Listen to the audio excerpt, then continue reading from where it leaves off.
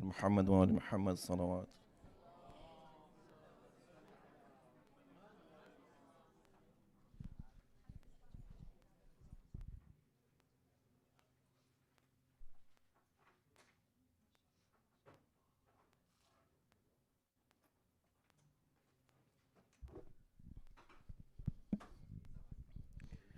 أعوذ بالله من الشيطان الرجيم. بسم الله الرحمن الرحيم. إن ربك هو أعلم بمن ضل عن سبيله وهو أعلم بالمهتدين. فلا تطع المكذبين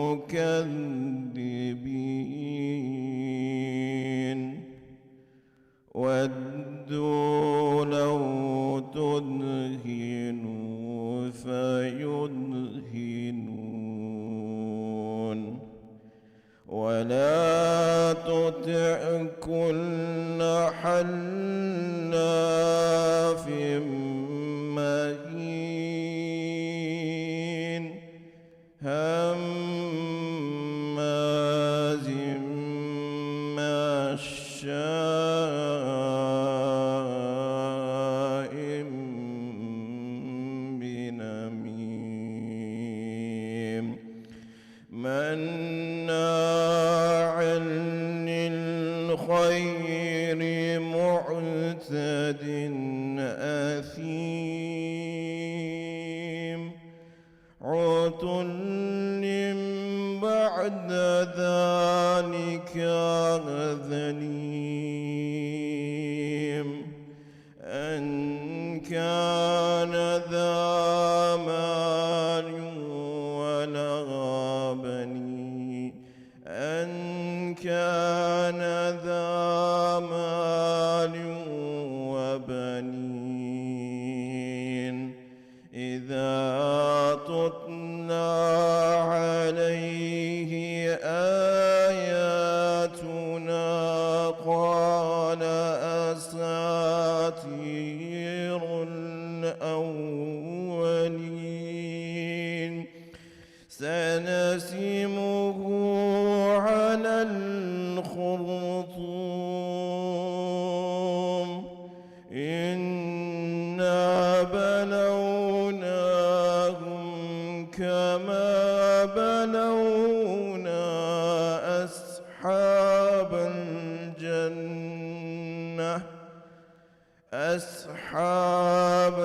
الجنة إذ أقسموا ليصرمنها مصبحين ولا يستثنون. صدق الله العلي العظيم.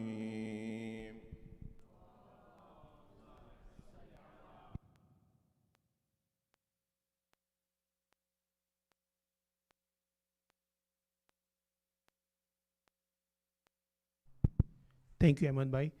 Assalamu alaikum, everyone.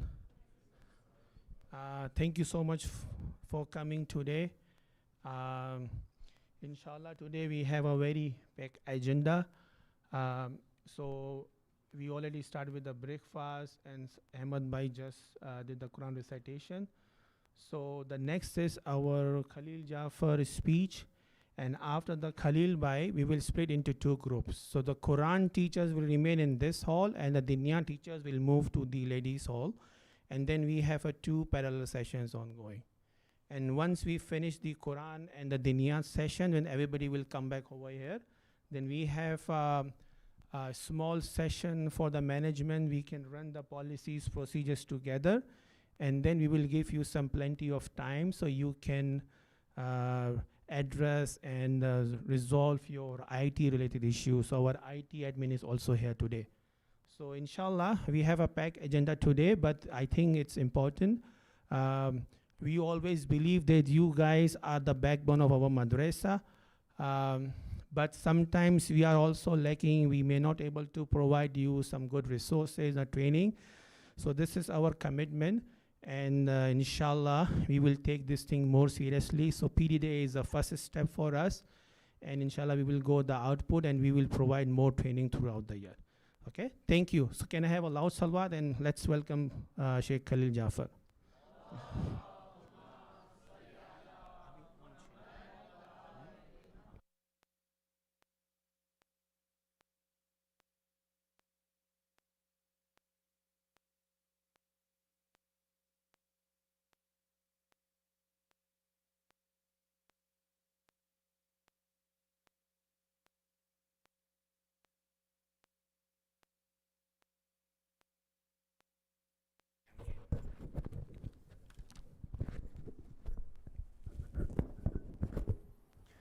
أعوذ بالله من الشيطان الرجيم بسم الله الرحمن الرحيم الحمد لله رب العالمين والصلاة والسلام على سيدنا محمد وعلى آل بيته الطيبين الطاهرين اللهم صل على محمد وعلى محمد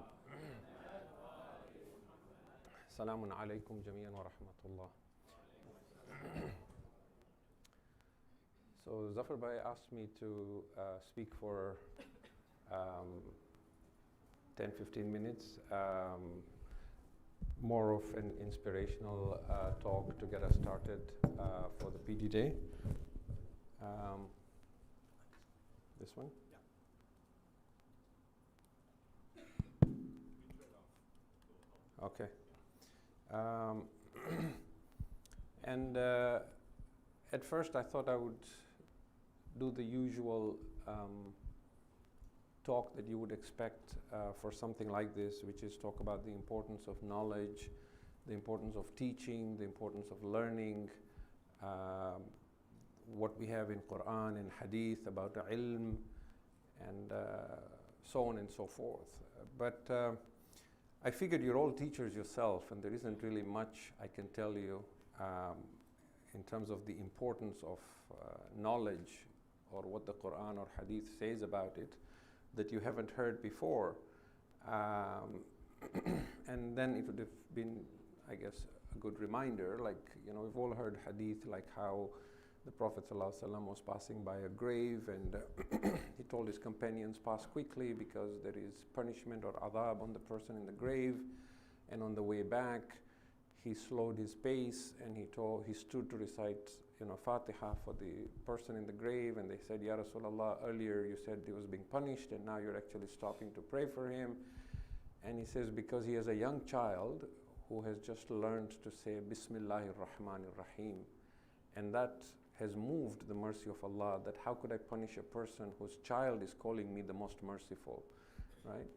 And so from those sort of reports we talk about, if that's the reward of the person who was sinful just because his child recited Bismillah ar-Rahman ar-Rahim, what would be the reward of the teacher who first taught the child to say Bismillah ar-Rahman ar-Rahim?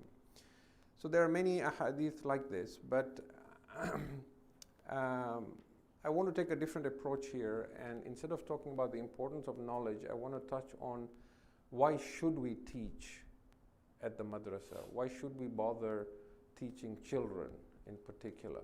What value is there for us? Humans are driven by purpose, but humans are also driven by selfishness. There is an underlying selfishness that is always there, even when we do something religious, right? There is always something we want to get out of it for ourselves, and why not? Because we want to improve ourselves as well spiritually and earn some spiritual reward from it. We know from Nahjul Balagha that in the words of Amir al-Mu'mineen alayhi salam, he says that if you take all of humanity, you can broadly group them into three. Alimun wa muta'allimun wa hamajun ru'a.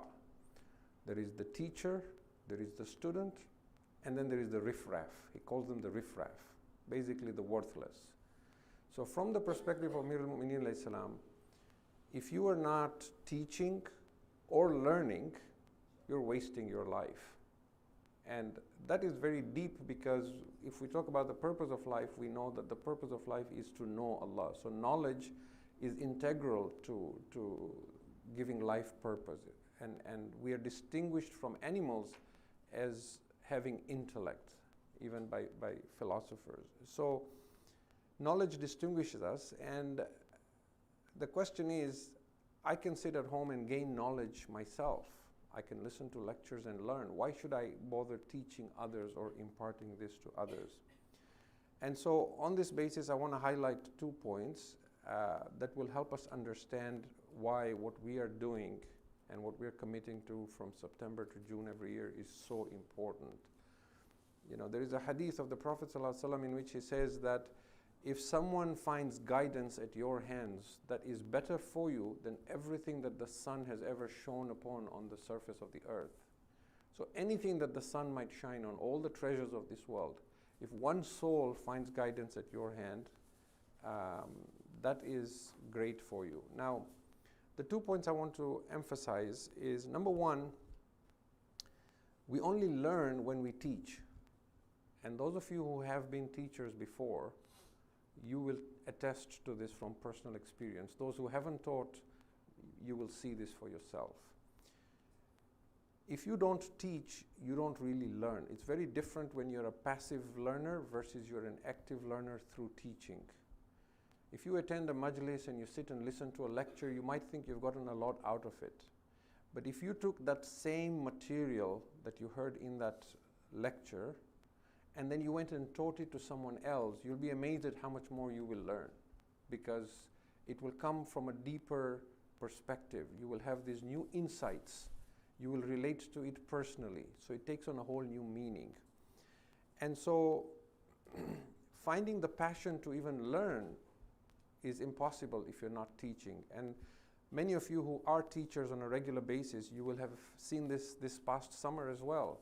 Compared to your engagement with knowledge last year, September to June, versus what you were doing in July and August, right? From a religious perspective, maybe some of you are special, you were making sure that you were studying religion even more in July, August than you are in September to June. But many of us, we get busy, right? Summer, chores, holidays, kids, family. So this, in a sense, by committing to the madrasa, you're forcing yourself to learn. And I know that some of us teach the same year, the same class every year, like we're teaching, let's say, Diniyat level this or Quran level this, and we're doing the same class year in, year out, and the material is like known to us. We can pretty much just close the book on Saturday or Sunday, show up the next weekend and open it and continue where we left off from. But even then, you will see that if you are keen to enhance your own spiritual growth whilst teaching, there will be new insights with that same material you taught last year. There will be new Quran verses, there will be new hadith, there will be something new you heard this Muharram that you will bring into that discussion and debate and so on. And so we can always bring a fresh perspective to the classroom even with the same material. So the first point that I wanted to emphasize is, it's okay to be a little selfish here, and think of it this way. You're not just going to commit to teaching children, you're also committing to teach yourself. This is a huge opportunity for us to learn and increase our knowledge. Perhaps pick up a book on the subject that we're going to be teaching about, or one of the topics, and read that and use that material to share with the children, right? Even if it's a complex philosophical work, you can still find ways to break it down to teach even a 5 or 6 year old and pass on the values from that. The second thing, which I think is the most important point that I want to emphasize for today, is that I believe the primary role you play as a teacher is not imparting knowledge. It is being a role model and an inspiration to the child. And this role model influence is not immediate. You are a role model, but you will not influence the child this year or next year. You will influence the child when this child grows up 10, 20, 30 years from now. And I say this because this has been my personal experience. And I'm going to talk a little about that. And as well, it doesn't have to be with every child in your classroom. So if you have a class of 20 kids and you teach in the madrasa for 20 years, over that course you have taught 400 children. Out of those 400, the one for whom you will be a role model might be just one child. But that is well worth your 20 years. So I want to sort of emphasize that. Consider, for example, some of the greatest individuals we talk about in Islam and in Tashayyu or the Shia madhab, right? We talk of Imam Khomeini, we talk of Marhum Sayyid Abul Qasim al-Khui, who was the teacher to all the great Marajas we have today, and so on. You think about it, they must have had teachers as well, right? Most of us wouldn't be able to name who was the teacher of Imam Khomeini or who was the teacher of Ayatollah al-Khui, maybe Ayatollah Mohsin al-Hakim, but they must have had teachers as well. And those teachers were not only the teachers who taught them Dars Kharij in the highest levels of the Hawza. They must have had a teacher who taught them Bismillah ar-Rahman ar-Rahim and Alif Ba, right? Someone taught Ayatollah Khui Alif Ba. Someone taught Imam Khomeini Alif Ba Ta Tha, right? What was the role of that teacher? That teacher may have taught thousands of students, and at that time he was like, yeah, there's this child in my class called Ruhullah Khomeini, and there's so many others, I'm just teaching them Alif Ba. But if he hadn't done that, then the trajectory would have been very different. So you have no idea the children you're teaching today, they might frustrate you, they might be bouncing off the walls, they might be driving you mad, you must be promising yourself, I'm never doing this again, I'm not coming back next year. But there is one child in there through your 20 years of teaching who will change the world. But you don't know what role you're going to play. So our purpose in life is not always to become the changer and the Khomeini of the world. Sometimes we are the influencers, the motivators, the enablers, right? I don't have to have this grand purpose where I will make a significant difference to my community and change the world. Maybe I'm teaching a child or raising a child who will someday do that, or maybe it will be my great-great-great-grandchild.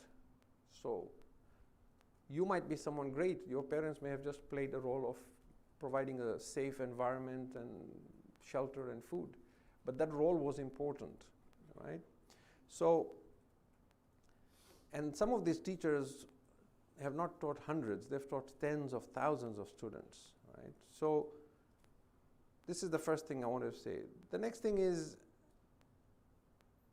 sometimes I talk to students in the madrasa to say, why don't you want to come to madrasa? We all know this, right? We don't necessarily spell it out, but we know children come kicking and dragging their feet to madrasa very often. They come because their parents are forcing them. They don't want to come because they have something more interesting to do at home.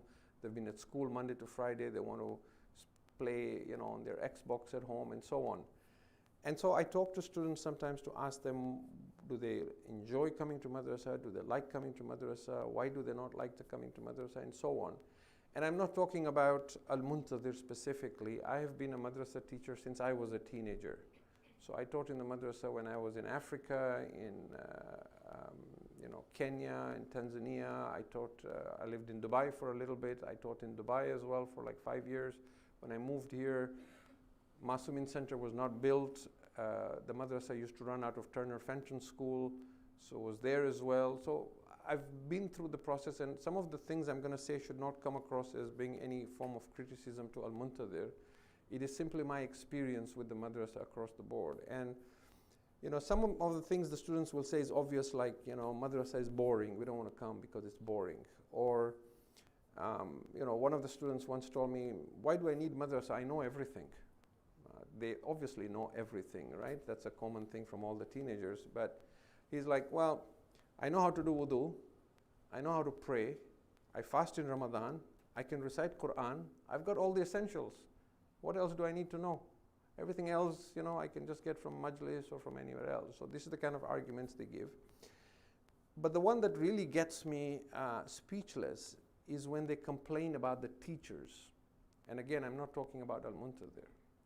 So when I have a student who tells me things like, oh, our teacher doesn't care.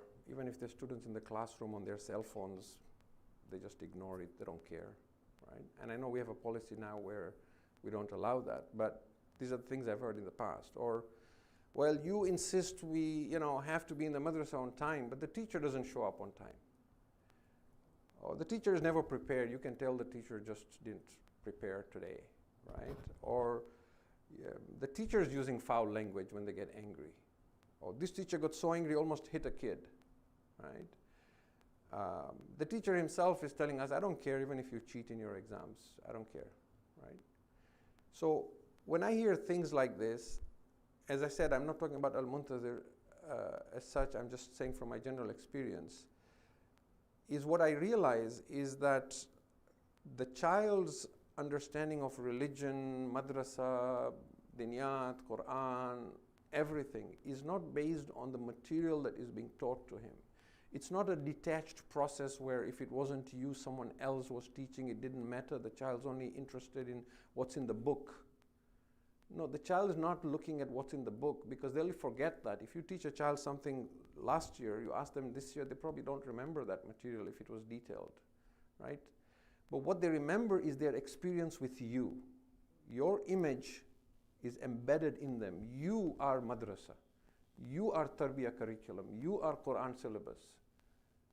Okay, it sounds a little frightening, but it's a huge responsibility. Your and my akhlaq in front of the child is how they are perceiving religion and Islam. Because if you think about it, most children will not come very close to someone who is religious or learned in religion like they will to you. They might listen to a Maulana on the mimbar, but they're not going to be buddies with the Maulana or come very close. They're intimidated by that.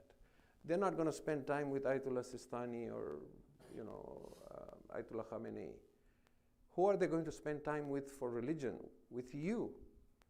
So you are the Ayatollah Khomeini and Ayatollah Sistani for them. You are the most learned in religion. You are the image of what it means to be a religious figure, especially for the younger children. And conversely to the children's complaints, sometimes I sense the teachers also are fed up, right?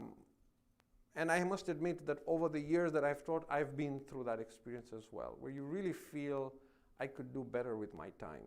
Like I'm taking out my precious weekend preparing and coming to teach, but these kids are simply not interested.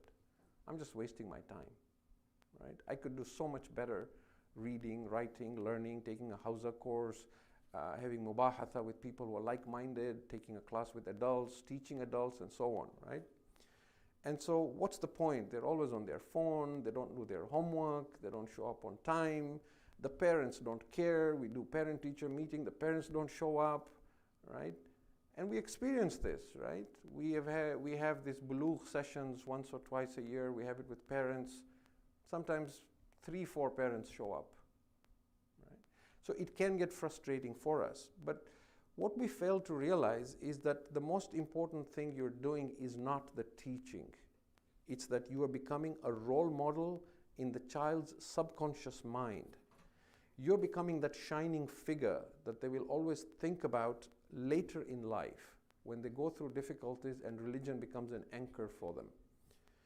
Not because of your knowledge in religion, not because you are very good with Arabic language, or you have a beautiful voice when you recite Quran, or you know such intricate details of fiqh, but because of your akhlaq, your etiquette, how you present yourself to them. And as I said, they're not going to be close to any Ayatollah or Maulana like they will to be to you. So you are the face of religion that they will get closest to in life. And whenever they think of what does it mean to be religious, you're the first person they're going to think of in life, later in life, okay? Let me come towards an end by talking about my own experience. I never went to any hawza or university or madrasa for an extended period of time. I went to madrasa for a very short period of time, and I had primarily 2 teachers, a diniyat teacher and a Quran teacher. The Quran teacher didn't teach me Arabic language and tafsir and all this, just taught me how to recite Quran.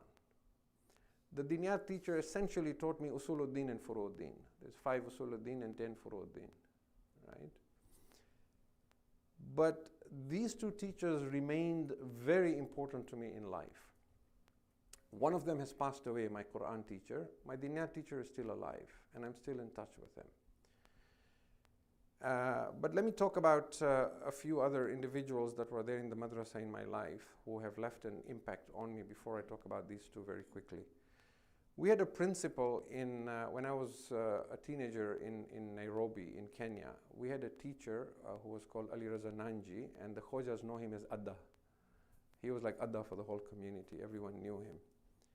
He was always dressed in white, always. As far as I remember him, he always had white pants, white shirt, white cap, okay, always.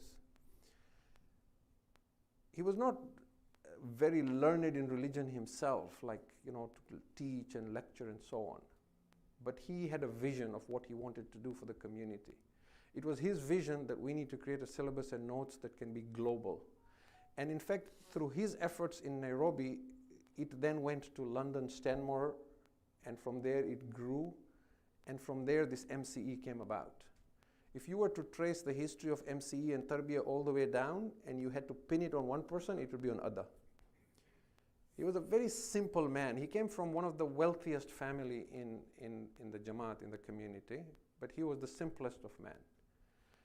And he slowly took me under his wing in that he got me to start teaching in the madrasa. He got me to work on the syllabus and notes, and he would speak to my parents and say, I want to borrow him for the weekend. And he would bring like a group of teachers, and I was the youngest, and he would take me, and we would like camp at his home for the whole weekend. And his poor wife would be cooking breakfast, lunch, dinner for us. And the only thing we did all day was sit on tables like this and just prepare syllabus and notes and write. And because he said, if I don't do this, you guys will not do it at home. I'm going to bring you home and make you do it. And one year he took us to Mombasa, which is a coastal town, and he locked us up in someone's house for a month, with our parents' permission, of course. And again, I was the youngest there, but my Quran teacher was there as well. And he said, I want this syllabus, notes, curriculum completed by the end of the month. Nobody is leaving until it's done. So we were not even allowed to visit family in the city. We were literally, under house arrest for the whole month. But that was the most amazing experience. I could talk about that for hours, right? So that personal experience. We had another teacher who was very quiet and shy, but his discipline was impeccable. He would not be late by a minute. And the way he was dressed was like perfect. And the kids loved making fun of him. They would tease him to no end because of the way he spoke and the way he talked, and he had a very gentle demeanor, but his akhlaq stayed, We had another person who was in the admin of the madrasa as well, and he again started bringing some of us in when they would have meetings, teacher meetings. He would bring us in and say, you sit on the side and just watch. You see? So that influence is very, very important. And then my Quran teacher, he was from the local black community in Africa, and his name is Sheikh Hassan Malupa. And back in the day, we used to call him Malim Hassan. And he taught me to read Quran, and my dad arranged with him to come home to teach Quran to me and my sister. So he would come home, and I have a picture as well. I was going to share some of this, but in the interest of time, we'll leave it. But he would come home, and he would sit on our dining table and teach me to read Quran. And all he did was really, inject this bug and love for Quran and for Arabic language. And over time, we got to stay in touch, and then I moved out, and I went to Dubai, I came here. He studied in Qum, he went to being Sheikh Hassan Malupa. He translated the entire Tafsir al-Kashif of Jawad Mughniya from Arabic to Swahili. Then he translated the third juz of Tafsir al-Mizan into Swahili. And then he wrote his own tafsir, which is called Tafsir Malupa, and it got published after he passed away. He died during COVID, from COVID. And they just launched the books, I think a few months ago, just before Ramadan. And he established a hawza in a remote place outside Mombasa, in a place called Matuga, where he was running the hawza. He used to give fiqh lectures at Bilal Muslim Mission, and he was acknowledged as one of the faqirs of East Africa. Right? If you look up Sheikh Hassan Malupa, you will see, but his lectures are all in Swahili. And So he taught me when he was a young man in Quran, and he was a huge inspiration. I exchanged emails with him until the week before he passed away. The other was an individual who was called Sheikh Jaffer Mukhtar, and he had just gone to Qum and come back, and he was my diniyat teacher. And he's still in Qum and Tanzania. He goes back and forth, and he recently sent me a picture of when I was a teenager in the madrasa classroom, and it's a very faded, dusty. If you look at the picture, it looks like it's from the 17th century. And again, something I would have shared with you, but that one picture brought a flood of memories back, and that's why I often encourage communities to take pictures. Even in the early days when Masumin was being set up, I used to tell the chairman of the Jamaat, like Brother Murtaza Panju and others, just be like, in Muharram when the kids are doing matam and they're doing programs, take pictures, lots of pictures. Madrasa as well, take pictures of the children in the classroom, praying salat, doing wudu, Jamaat, playing basketball, just take lots of pictures. Why? These pictures can bring a lot of memories back. Because if an individual is 40, 50 years old, and you show him a picture when he was sitting in a classroom with the teacher learning Quran, that might suddenly bring out this new desire to learn religion again, right? And a lot of memories and attachment to that institution of madrasa and religion and mosque comes back. So of course we live in days now where it's very sensitive about taking pictures and all this thing and privacy and all, but anyway, so I want to end by saying that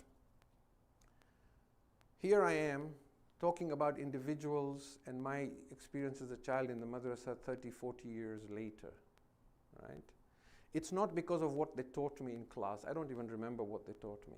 They used to teach us Gujarati as well. I don't remember any of that. I can read a little bit of it, but don't remember much of that. We had limited resources. There was no internet. There was a few English books. The only diniyat book was a book called Elements of Islamic Studies, right? A very small, humble book. Nothing like what the students have today. But I remember them because of my teachers. Okay?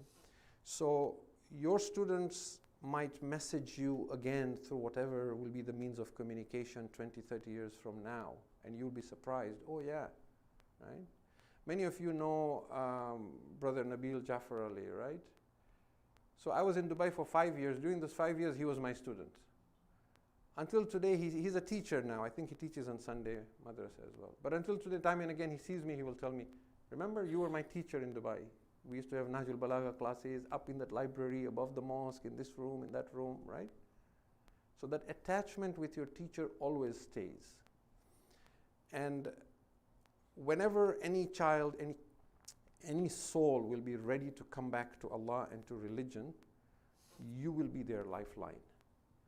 Never underestimate what you are doing year in, year out at the madrasa. Someday you will attend these children's weddings or their children's children or their grandchildren, and they will proudly and stand up and introduce you and say, by the way, the person who's giving the speech today or reciting my nikah today for my grandchild used to be my madrasa teacher, right? I've heard things like this. And so they will always be proud that you were their teacher. But embedded with that will be an image of religion based on how you conducted yourself, how you dressed, your discipline, your akhlaq, how you spoke to them. And the teachers I remember the most were the ones who were humble, had a great sense of humor, never got angry, were polite, were disciplined, were always ready to listen, were approachable. That is what I loved about them, and that's what I remember about them. And so in summary, 3 points. Number one, don't just teach. Transfer the bug to learn and love knowledge. Number two, when it gets frustrating, remember, how many gifted kids are you looking for across your career as a teacher in the madrasa? Only one. You're looking for one. You might have to teach 1,000, and the one will be the last one. So you'll have to go through 999 first, okay? Number three and last, make tarbiyah practical.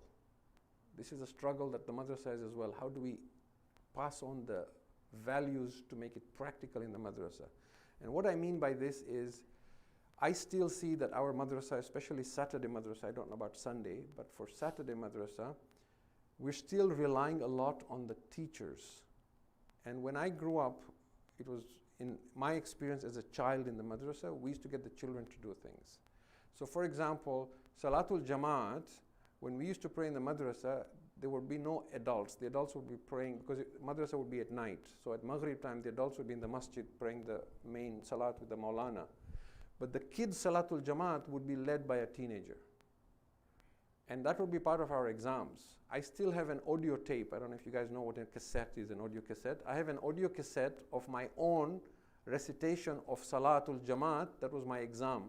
That today you're going to lead Salatul Maghrib, and how you pronounce and how you read is going to be your assessment whether you graduate to be able to go and pray in the main hall with the adults or not. And so this Dinyat teacher recorded it, and when I passed, he gave me the cassette. He said, keep this. I still have it to this day, right? The lectures, like when I teach on Saturdays between Dhuhr and Asr, I give a short talk for 5-10 minutes. These lectures in our days, the youths used to give. And we wouldn't prepare, the teacher wouldn't prepare it for you or help you, no. You're giving a lecture next Saturday, you find the material, I'll take a look at it to make sure there's nothing in it that's objectionable, but you're giving the talk. Right? That's how we learned, with trembling feet, with shaking hands, with, butterflies in the stomach, with heart. That's how we learned the confidence of speaking in public. All right? So supervise the kids when they're doing salat and wudu. Don't just wait for wudu exams and teach wudu as a theory. Teach the children in the madrasa to do adhan. When I get kids to do adhan on Saturday, they're doing adhan like iqamah. First of all, some of them mispronounce and do it wrong. And then when they do it, they're like, Allahu Akbar, Allahu Akbar, Ashhadu an la ilaha, Allahu Akbar, Allahu Akbar, Ashhadu an la ilaha, Ashhadu an. That's not how adhan is done. If they practice in class, do adhan in front of us in class. And inshallah, if I get a chance, I'm going to do it with my students this year. And then they do it here, right? So we have to explore ways of saying, I don't have to stick to this syllabus. How do I make this practical? And so I've taken enough of your time. I'm going to stop. And inshallah, with these little thoughts and words, the underlying message is that you are the most important thing in this whole process. It's not what you're going to teach, it's not the syllabus, it's not the notes, it's you, the imprint you're going to leave in the child's memory, inshallah, all their lives. And this will be your dhakhira, your treasure, your thawab jariyah, inshallah, in the next world. Ameen ya Rabbal Alameen, walhamdulillahi Rabbil Alameen. وصلى الله على سيدنا محمد وعلى آل بيته الطيبين الطاهرين.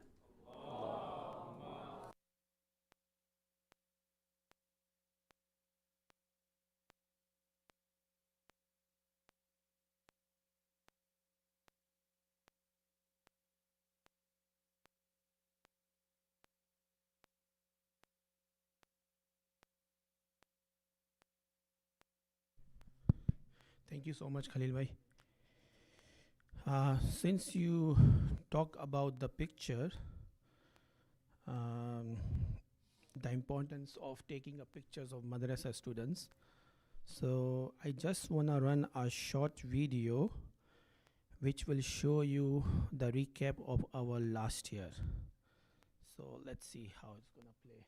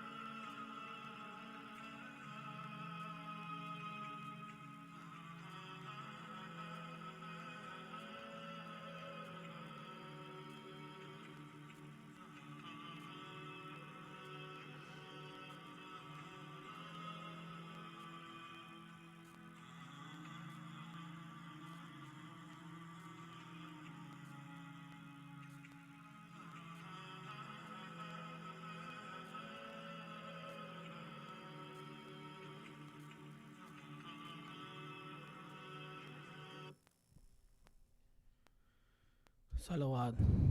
Allah. Salli ala Muhammad wa ala Muhammad. So I have seen a lot of happiness, joys on some of your faces. So this is the outcome of all of your efforts throughout the year. So we cannot achieve all of this without your efforts and support. So let's have a loud salawat for all of you. Allah. Muhammad wa ali Muhammad. So our next session is Quran curriculum and the Diniyat workshops. So now we can split. So all the Quran teacher can stay in this hall, and the Diniyat teacher can move to the ladies hall. Okay.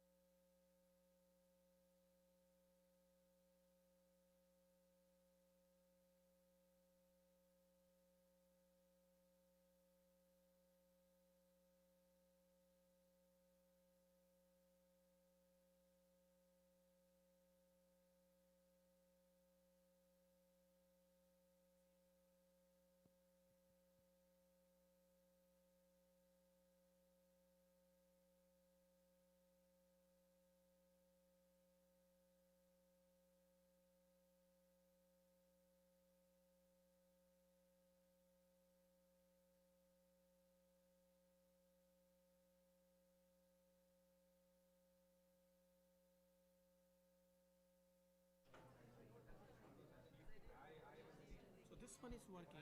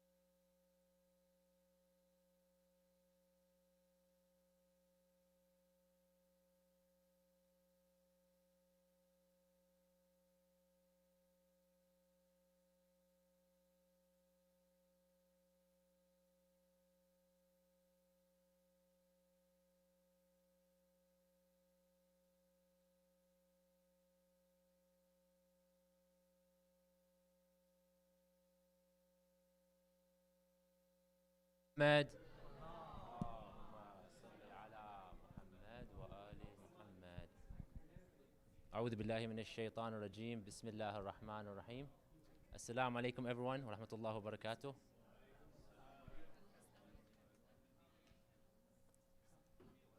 So today inshallah we'll talk about the new Tarbiyah Quran curriculum. Okay.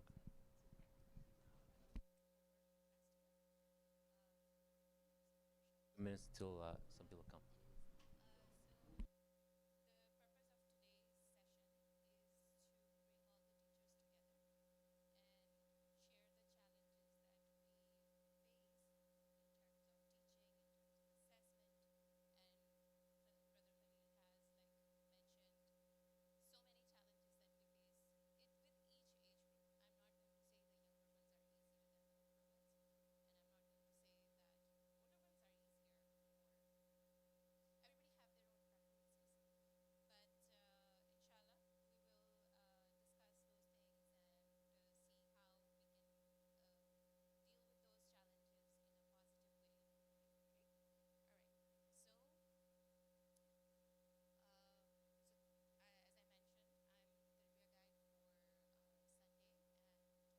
صلوا على محمد وآل محمد. اللهم صل على محمد وآل محمد. Today we're going to talk to you guys about the new Tarbiyah Quran curriculum, how it's going to be different from the previous one. And so the first thing we'll start off with the vision and purpose. So why are we switching the Tarbiyah Quran curriculum? The main thing is to get the students to recite from the Uthmani script compared to the Indo-Pak script, right? So I think a lot of students, they know how to read from the Indo-Pak, but we're going to switch to the Uthmani script, and we're going to talk about some of the benefits of why it's good to go to the Uthmani script, and also the books and what kind of features they have and so forth. So the first thing, the purpose of the TQC shift. So the transition to the new curriculum is driven by a focus to enhance student learning and engagement. The use of the Uthmani font makes the Quran easier to read, especially for younger children. And like the Uthmani script is usually found more in like ziyarat books and so forth. It's more commonly used than the Indo-Pak script. The curriculum emphasizes group-based instruction tailored to student learning. That's one new change in the curriculum, is that it's going to be focused on group-based learning and putting students in groups based off of their fluency. The new textbook has been thoroughly designed to enhance learning outcomes. It has nice graphic designs, the bigger font, it's colorful, it has pictures, and it has certain techniques that help students read Quran easier.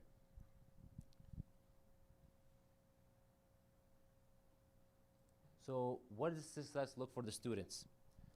So we judge success we judge like how the students are successful based off of the improved Quranic reading skills with the Uthmani font and carefully designed textbook layout. Students find it easier to read the Quran through the Uthmani script. Engaged learning, so visual elements like graphics and colors make the learning experience more interactive. Confidence in recitation, group-based teaching tailored to reading comprehensions helps students build confidence. When students are paired with students that are with their level, it makes it a little bit easier with them.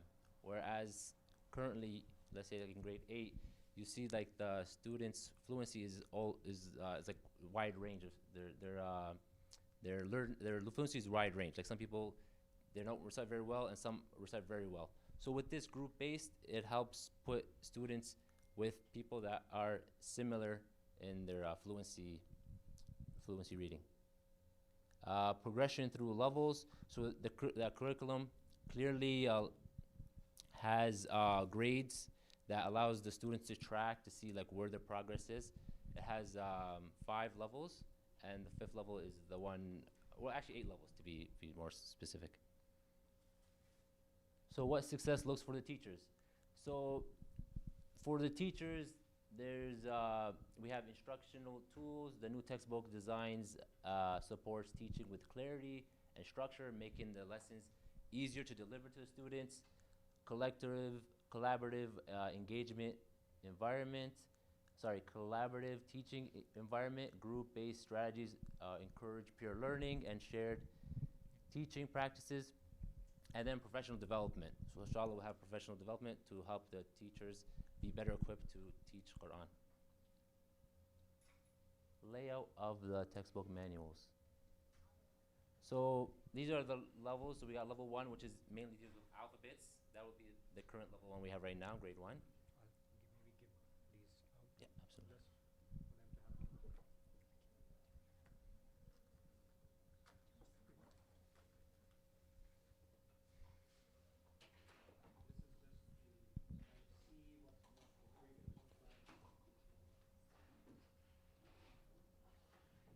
So you'll see levels 1 to 5, and then level 5 has beginner, intermediate, and advanced. And then the final one is just completely Uthmani scripts. Uthmani scripts.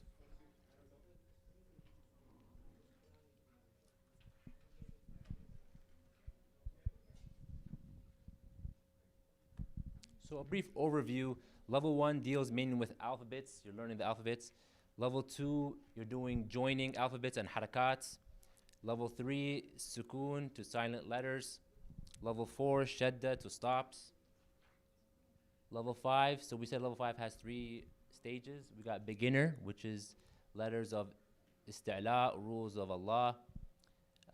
Short vowels, long vowels. Level 5 is qalqala and stops. Level 5 advanced is rules of noon, sakin, meme, sakin, and so forth. And then the final one is learning to recite from the Uthmani script. And it compares it to the Uthmani Pak script, to the Indo-Pak script to the Uthmani script, so you can see the difference. And it helps the students transition to see like the same words are written in the 2 scripts, and you'll see how the differentiation is. So key features and manuals of the book. So we first have transliteration guide, English alphabets that are used to denote Arabic sounds. This helps students, understand like what the letters are in English. Then we have recitation level assessments. You'll see that in the beginning of the book, it'll have the recitation test, like for the level 1, 2, and 3, and 4. You'll see it. So when you're like doing the test, if they can read what's in that box, then they would be fluent in that level. General teaching tips, how to introduce and teach concepts are in there. And then there's QR codes that has videos of the lessons, like certain, not lessons, like the rules. So if you need like a briefer on qalqala, it'll have a QR code, and based off of that, you can see it. That's mainly for the teachers. But they can use it in the class if they, Yeah. and it's bite size, so it's very small, very specific. Then we have a homework diary. So this tracks their progress and their diary, their Quran recitation, right? And next, Sister Kauthar will talk about implementation tips. Awesome. Thank you so much.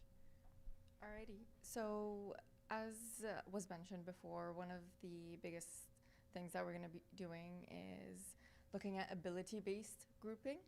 So, right now, what we're doing is age-based grouping. You're 6 years old, you're in this class. You're 12 years old, you're in that class.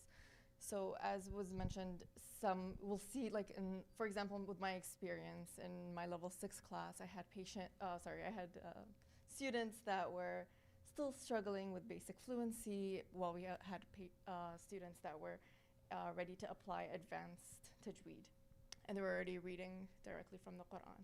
So with ability-based groupings, so when we're grouping them only by age, it becomes very hard to meet everyone's needs in the same classroom, especially when we're giving 1 hour per class, right? So ability-based grouping allows us to place students where they can learn best, right? What level they're at, whether it's beginner, intermediate, advanced. And this means that students are now learning alongside peers who are at a similar stage. And for us as teachers, we can now focus our lessons more effectively, right? I don't have to be jumping between 3 different things with all my students. So in short, the ability-based grouping gives us a way to make sure that every student learns at the right pace. We're not going too fast, we're not going too slow. Perfect. So we will look at, if you guys have in the textbooks, I think it's like in the first few pages, you guys can see that there are recitation level assessments. So this is how we would be assessing students and how we would know which levels to put them in. This is where the ability-based grouping starts to come in. Yeah, so. Is that assessment going to happen by, like for example, next week we're going to do assessment for the students? We're going to talk about that in a bit. Yeah, so you guys can see, so based on where we think the students are, we'll start the assessments. We can start at level 2 with the short vowels, and then we kind of go from there. If the students are able to read, we move up until we see where the students should be placed. Yep, thank you. Alrighty, so in terms of implementation options, at the earliest stages, the students can start directly with the TQC from level 1 or 2. This is going to cover the basics, so alphabets, joining letters, haraka. The key advantage here is consistency. So students learn with TQC's structure from right away, like from the outset, without needing to unlearn the kind of habits, right? So a lot of this is, like I said, consistency, repetition. It's more about making sure everything is clear for them as opposed to just memorizing and moving on to the next level. Okay. And then at level 3, we start looking into the differences between the Indo-Pak and the Al-Muntadhir font, and we kind of can move back and forth between these levels to make sure that students are where they need to be. And then once we kind of get those basics out of the way, we start implementing, for the advanced readers, the Al-Muntadhir script. So now they can read from the, like now we're transitioning into the Al-Muntadhir, so they feel comfortable picking up now any Quran and reciting from it. Alrighty, so we'll look at curriculum comparisons. So I kind of mentioned this a little bit earlier as well. So the old curriculum was mainly age-based, and it was moving students forward year by year. It was, this is the syllabus, this is what we're gonna go through. It focused, in my opinion, heavily on memorization and coverage. So how much can I get done? But it didn't always give us the tools to address tajweed errors or adjust the pacing based on the level that we're at. So the new curriculum is a lot more skill focused. It lays out clear recitation and tajweed milestones. The textbooks are structured to guide practice and mastery. So we're not just covering material. We're making sure the students know what they're doing when they leave, right? Alrighty. So like I said, it's designed to work with ability-based grouping, whether you're teaching beginner levels, intermediate, or advanced. There's a clear structure every step of the way. One of the big things that you'll be able to see even with this is the font is a lot bigger. It's a lot more engaging. It's very colorful. So, and there's a lot of repetition, right? So we really, really make sure that the students are getting what they need at the end of the class. Okay. Yep, so just a little bit more of that. Yeah. Yeah, again, very colorful, very big font. And then we'll go from there, okay? So I'll hand it over to you. Thank you so much. Okay. All right. Assalamu alaikum, everybody. I'm going to continue with an example of what the level 5 curriculum looks like. So this is just going to give you a feel for how the curriculum is laid out. Books 1 to 4 are relatively simpler compared to level 5. So level 5, as Brother Durgam had mentioned, it's in 3 stages: beginner, intermediate, and advanced. For some reason they've called it all level 5 instead of saying 5, 6, 7. I don't know why that is, but this is what we're going with. Level 5, beginner, intermediate, advanced. It's designed for use over 3+ years. So in my estimation, I think it should be 3 to 4 years is the time. So that would cover students from grade 5, 6, 7, 8. Right? But as was mentioned, that the progression has to be ability-based, not age-based. So it could take longer, right? Because the purpose is for us to make sure that the kids have grasped the concepts and are comfortable with reciting the Quran. Now, level 5, the target audience or the target students are those who are actively reciting from the Mus'haf already. So it's not that they're completely fluent, but they're able to open the Mus'haf, they're able to recite from it. Some may be advanced, some may be struggling, but nonetheless, they've crossed that bridge of, doing the qaida or the basic book that you use before you start reading from the Quran. And ideally, they have completed first 4 manuals. So if somebody who has started, a child that started from level 1, for them, there's not going to be much of a transition from Indo-Pak to Usman Taha because they've been already kind of trained with the Usman Taha script. But kids that are right now in the middle, they're not level 1, they're, let's say, level 4. So for them, it's a bit more challenging, but it can be done, inshallah, and we'll talk about that. So how is the lesson structured? So each lesson, and this is, I think, common for 1 to 5, each lesson starts off with objectives, then goes into explanation of the rules. In level 5, instead of letters and words, it has ayats for practice. And those ayats are implementing the rules that are being taught. Right? And there's ample practice in that. There's lots of ayats, and we can even add more. Right? From our, if you want to do that work ourselves. But the manual contains a lot. If you have one of the level 5 manuals in front of you, you can see that. And then there's homework assignments within the lessons. And one lesson may span for multiple weeks. Right? So you don't have to finish one lesson in one day. It can be, and the book actually does say that. Right? It says part 1 or week 1, something like that. Right? Okay, can we go to the next? Okay, so this is how the beginner level structure. So this is meant for 1 year, right? You'll see that there's not a lot that's happening here. The students are learning the makhraj of the elevated letters. So these are the Sad, Da, Ta, Wa, Ghain, Kha, Qaf. They're learning how to correctly pronounce them. Okay, and that's and it's sprinkled throughout the lessons. So one lesson will just have Sad. It'll have rules of recitation, but in the background, it's focusing on recitation of the letter Sad. And the next lesson would focus on Dad, and maybe one lesson will focus on 2 letters together. It also goes into more. So this makhraj of these elevated letters, it's throughout the book.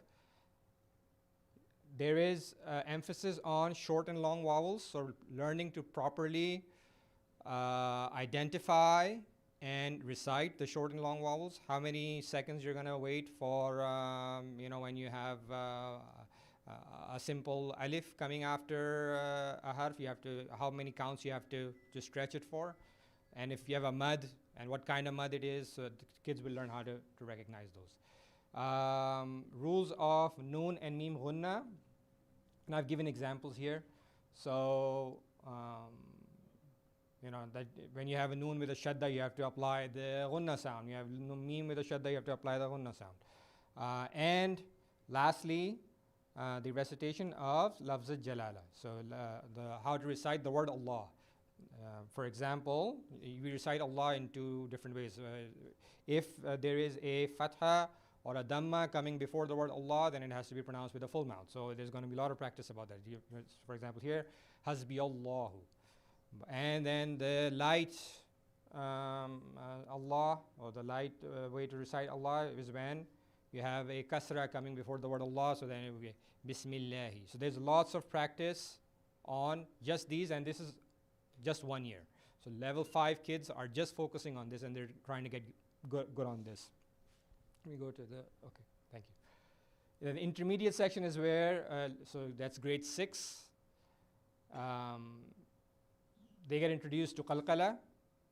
So they may already know how it is, but like what the rule of qalqala is, but it's emphasized and it's explained in detail, right? So that they really master it. Well, that's the hope, that they would fully grasp the concept. Rules of stopping with ta marbuta.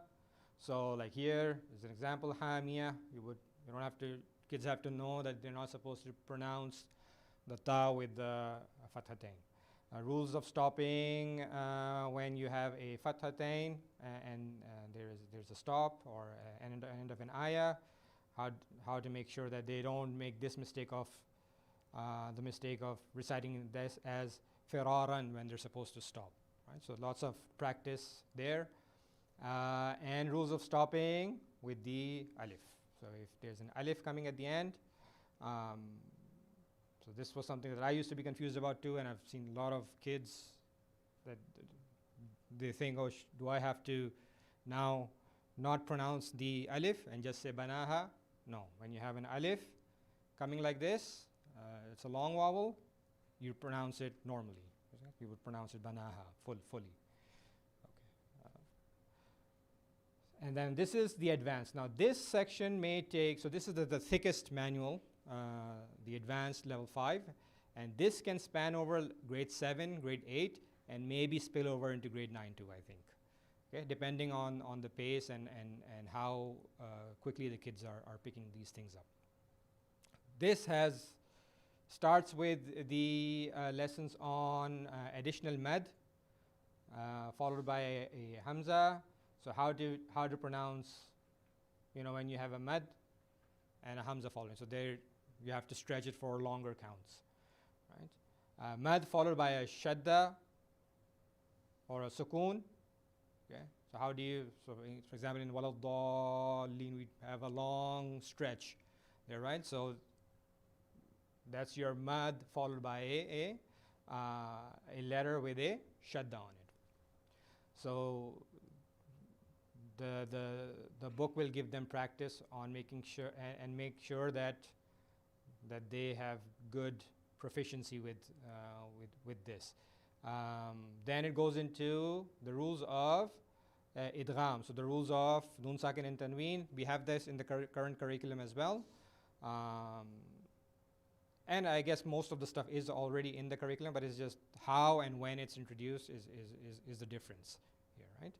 So idgham, your iqlab and ikhfa, and then it goes into the rules of mim sakin, which is the idgham shafawi, ikhfa shafawi, izhar shafawi, rules of ra, and then finally the rules of ham. So you could divide this maybe 4 lessons. Like this is one year, and then starting from ikhfa to rules of ra is 1 year.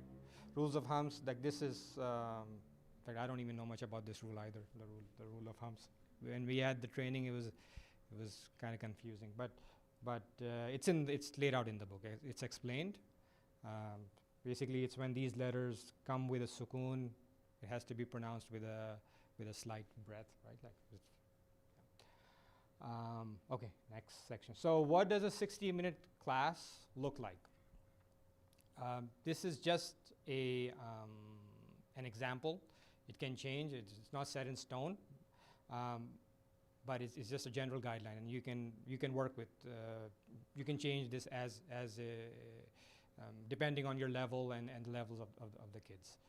Okay, so first 5 minutes, it's recommended that we review the previous week's lesson. We reinforce key concepts. We refresh their memory, and then we create a transition into the new lesson. The new lesson. 15 minutes, we teach the new concepts, the new material that's going to be introduced that week.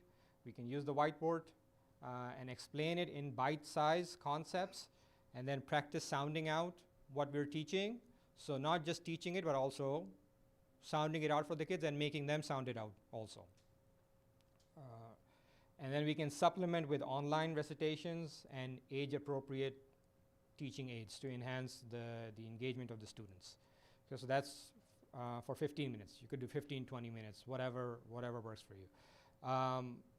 But the majority of the time in class is to be spent on children reciting themselves. So the students reciting and us as teachers listening to their recitations attentively, correcting them when they're making mistakes, reinforcing what was taught here. So if a student is not really applying the concept that was taught in these first 15 minutes, while you're making them recite in class, then you go back to that concept, reinforce it, and get them to move on. And for younger students, in fact, even for older students, it always works, providing encouragement through praise and small incentives. Right? And revisit concepts when needed, answer questions. Ensure every student leaves with a clear understanding of the lesson. Now, this is a high task. It's hard to ensure, it's hard to make, but we try to do our best, right? Okay, now what do we need to do as teachers? Okay, I know there's lots of questions, I think, in some of your, with some of you, and inshallah we'll take that at the end. But how do we manage this? So, level 1 to 4, like I said, are very basic. I estimated that if you spend half an hour to 1 hour per manual just reviewing it, you can complete it in one weekend. So 1 or 2 days with level 1 to 4 as a teacher. So you're quickly scanning the books to see how they're laid out, right? Just to get oriented with what's with the material that's inside of them. So 1 to 4, you can do that in one weekend or 1 week. Level 5 is a bit more extensive, but even level 5, it's not that much. I estimated about 3 to 5 hours for all 3 manuals. So beginner, intermediate, advanced, 3 to 5 hours is ample time for a teacher to review from cover to cover. Yeah? So it can be completed in 1 to 2 weekends. The beginner and intermediate levels, maybe you're spending 1 hour each. The advanced levels may require a little bit more time to go through. Okay? Then there is this learning to recite from the Usman Taha. So they have an additional manual for us if we're not completely familiar with how to recite from the Usman Taha. This shows us how, this shows us the differences and how to make that transition from the Indo-Pak script to the Usman Taha script. Okay? So if a teacher is already familiar, they're already reading from the Usman Taha, then this is not needed for them, right? And if they want to go through it, 1 to 2 hours is good time to go through this for them. But if they're unfamiliar, then it may take some time. So if about 8 hours is what I kind of estimated. If you really want to go deep into it, 1 to 2 hours per weekend for 4 weekends, or you can do it throughout the year. Okay. Now, for additional tips for this, you can just focus on the level that you're teaching. So you don't have to go through everything. You don't have to go through 1 to level 5 advanced. You can just focus on what your level is or the levels before it, and you're good. And then you, if you want to, you can go and review the higher levels too. You can reach out for guidance if needed. So Brother Durgam is here, Sister Kauthar, myself also. We can help because we attended that training with the MCE on how to kind of navigate through these manuals. And then lastly, you need to have consistent commitment. Once we have that, it'll be easy, inshallah. Okay? So now, why is this, now the Usman Taha review, why is that critical? Does everybody know what is the Usmani script? Who is this Usman?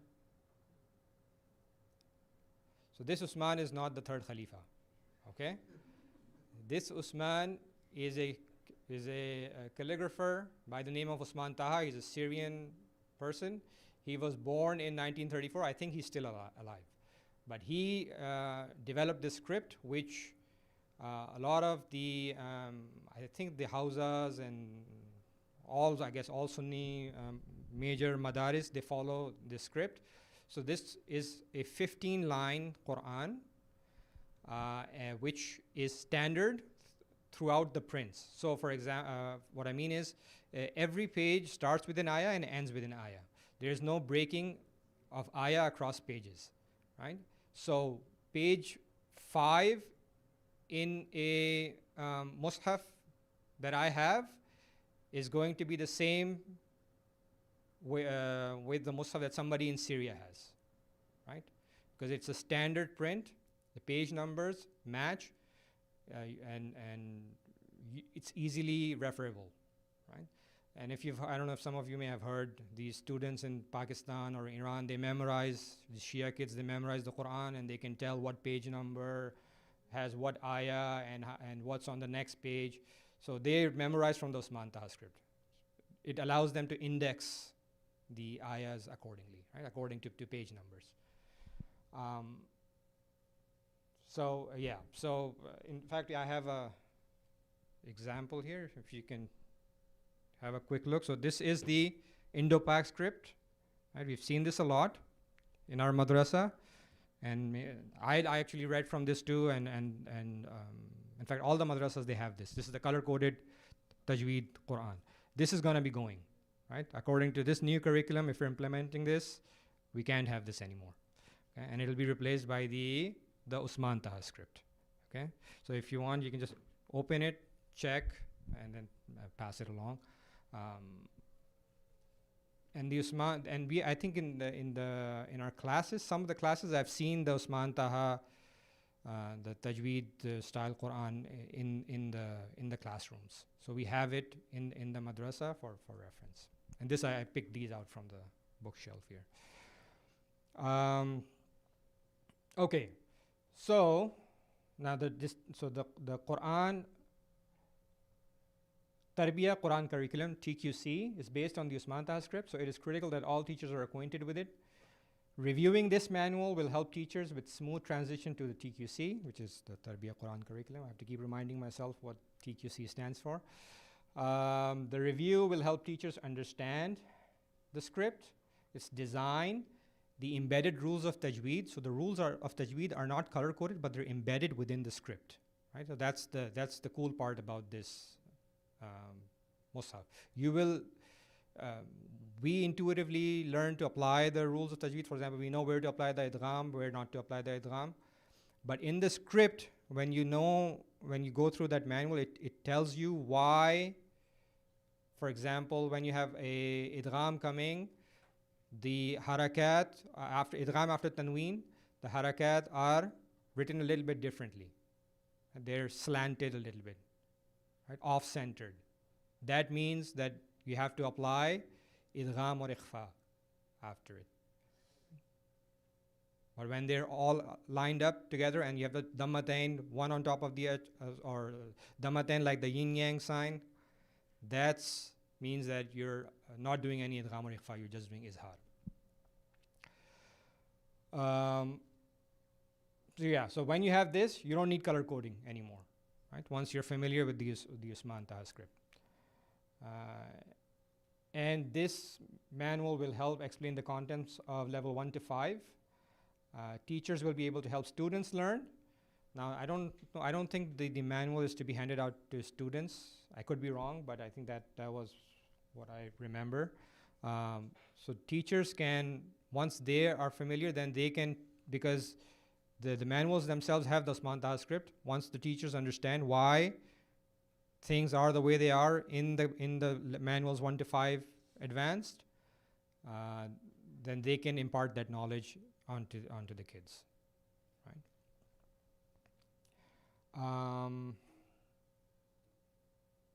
Right, and so if the teachers are already familiar, then only they can help the students. Otherwise, it's difficult, right?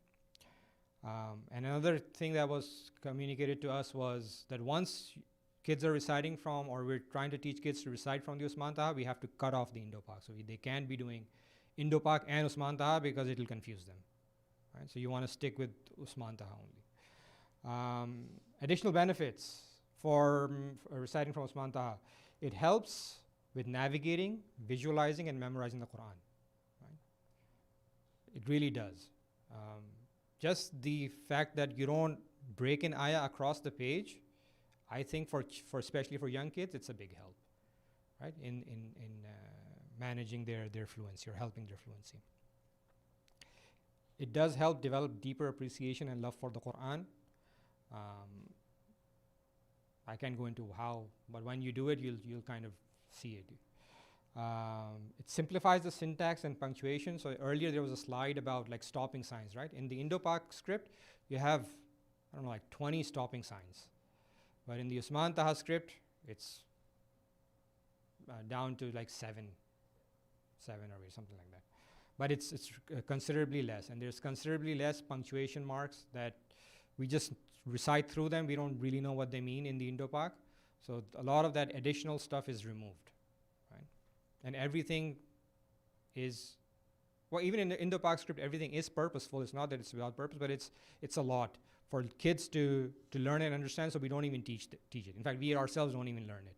But in the Usman Taha script, you'll find that it's digestible, and it's something that we can learn and teach our kids, and they'll carry it throughout their lives, inshallah.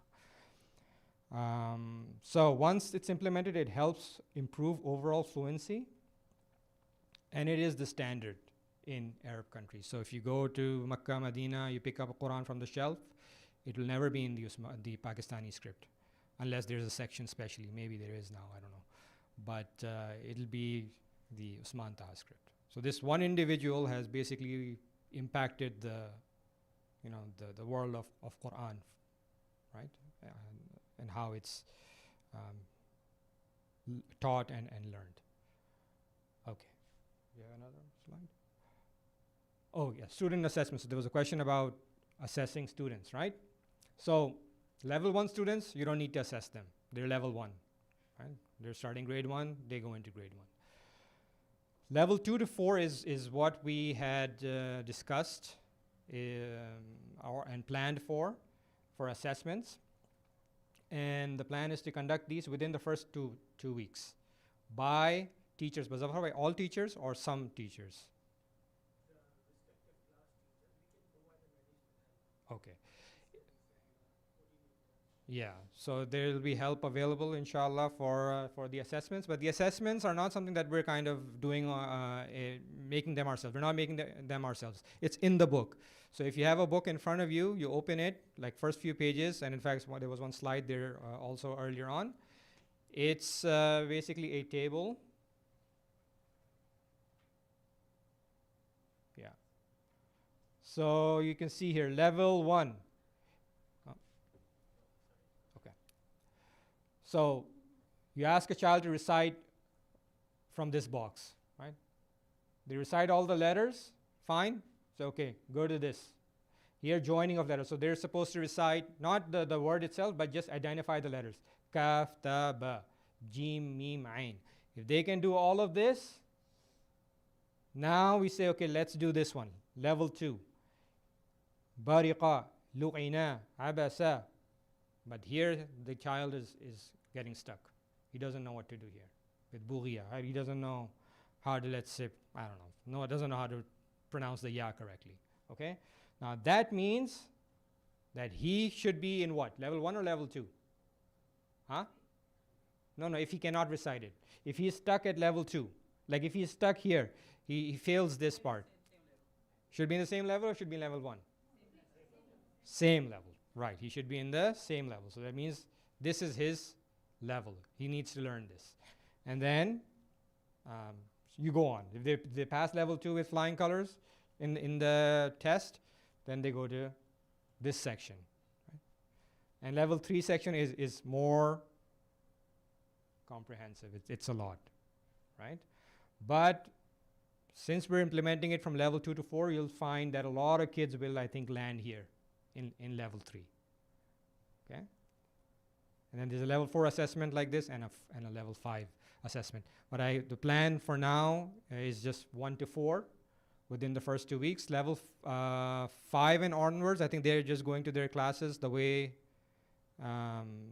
it was originally planned. But then, inshallah, those plans, I think we'll communicate that later, right? What to do with those. Yes.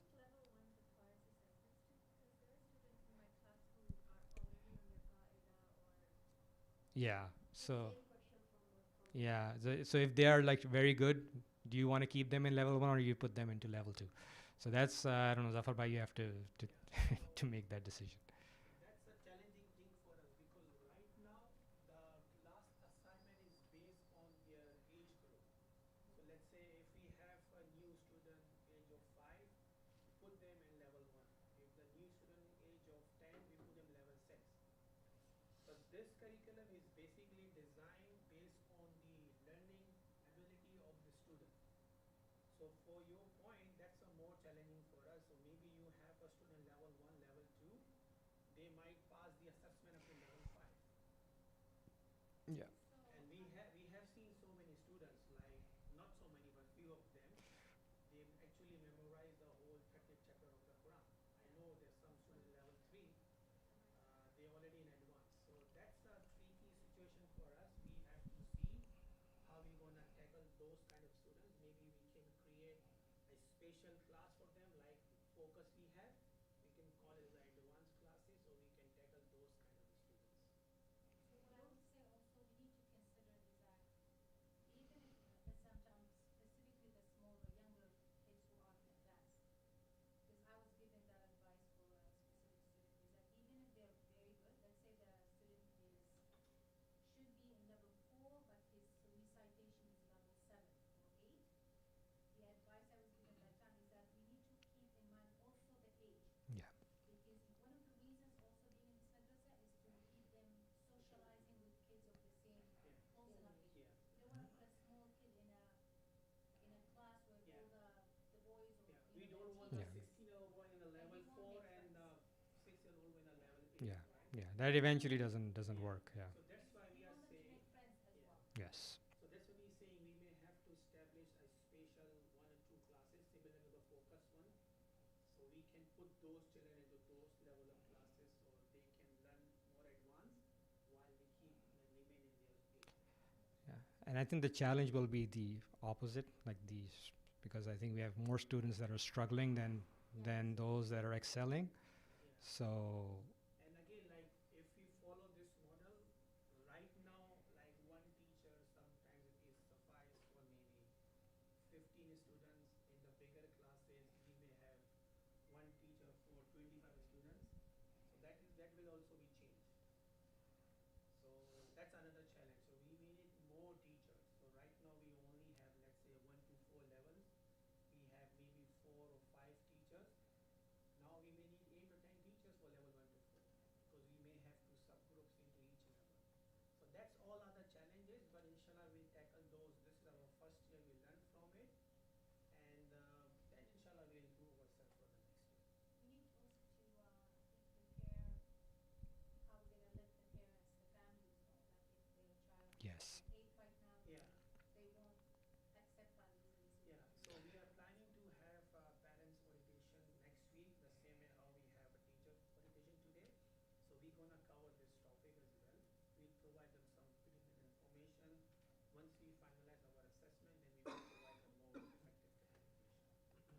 And not only that, we have to tell the parents to transition to Usman Taha themselves also if they're going to be helping their kids, right?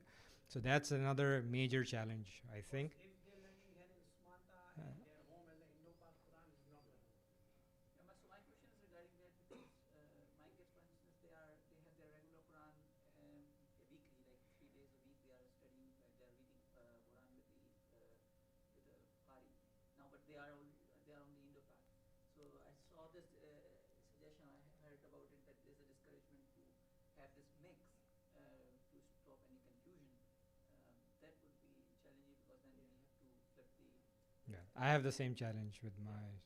So what we are trying to do, I think Samiba is working on that. So what we are trying to find some good online tutors which will follow our curriculum. So that may help. So for example, your child learn Usmani Thai script in madrasa. At the same time, during the weekdays, they will learn with the online Qari or the teacher the same script. So we are finding some more teachers from Africa, Pakistan, and some other places who can speak in English, and they will actually follow our curriculum. So you will teach them 1 hour, but they will practice for the whole week. If just like we have, just like for my kids, they already have Qari in Pakistan, and they are English speaking Qaris. I don't know, I had not confirmed that they are reading with Usmani Taha or not. So we can ask them to join you. Yeah, sure, definitely. We're always happy to get more resources Yeah. from the. And I think for someone who's a Qari, like he's a teacher of Quran, it's easier for them. Like I don't see a problem that they switch from this Quran to that Yeah. Quran because they're fluent, mashallah. Yeah, and it's applied for all of us. Like majority of a teacher, we learn Quran from Indo-Pak, right? Yeah. So we also have to transition ourselves, right? Like majority of us, we also learn in the Indo-Pak school. So that's another challenge, as Khalil Bhan mentioned in the speech, that teaching doesn't mean that you always teach. You also have to learn, and that's the whole journey we're gonna pass through with this. Sister had a question. Abbas bhai, I'll come to you. Sister had a question. Yeah. Sorry, would the teachers also get a manual or a book with the Ajami? So I think we'll have to get them printed, right? Book, like the transition book. Yeah, for the Ajmani. Yeah, Yeah, you will get a book. yeah. So we And it's online also, so there's a soft copy that's easily available. I think I don't know what the plan is for printing. So, because we are late in this like whole discussion, we want to held this discussion in the month of July and August, but we realize the Muharram is going on. Let do not bother all of you, so we delay our session, and we could not able to order the printing of the books. So it may comes little bit late. Because now we have to reassess all the students, and based on their assessment, we have to place them according to level. For the first few weeks, you may not get the books, but you always have a soft copy of the books, which you can always upload in Google Classroom. You can keep it handy on your laptop, mobile phone, something like that. Brother Abbas. Yeah. Now there is also some of the students are used for the phones, Mm. and their phones, that font will be different. So that's I had that problem with some of the students when I was opening the Quran, the regular Quran for them, and the mobile phone, it was something a little different. So they were having difficulty. That's another thing which we have to take it into consideration. And Yes. then there is the dua. We are going to teach them. Yeah. So for the cell phone, so we implemented this rule last year. There is no cell phone allowed to the all students. That is the strictly like we try to implement, but somehow the teacher is not taking it very strictly. And now again, we want to enforce it very like more strictly. So I think that can be handled. But then again, your question is what happens if they read Quran at your home? So again, we have to tell them like don't use that application. Maybe use this application or the soft book. The other question you have regarding the Dua. dua, yeah. So the levels 1 to 4 teacher, they notice that you are also teaching the surahs, memorization, duas. So that is something is not in this curriculum, because this is morely focused on the Quran learning and the Quran recitation. So what we can do, we can still use our surahs, memorization,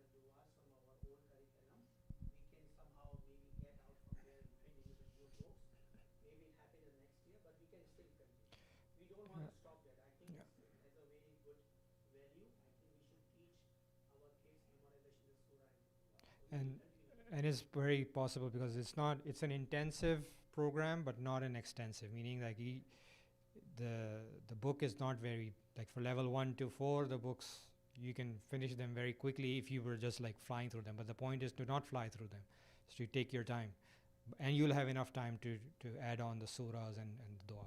But like the focus of this curriculum is your child should know how to read the Quran from the book. So in previous days, what we have a trouble, like the students cannot recite the Quran. Okay, that's okay. Let's memorize the surah. And they keep doing this for the whole rest of their life, which is not the good practice, right?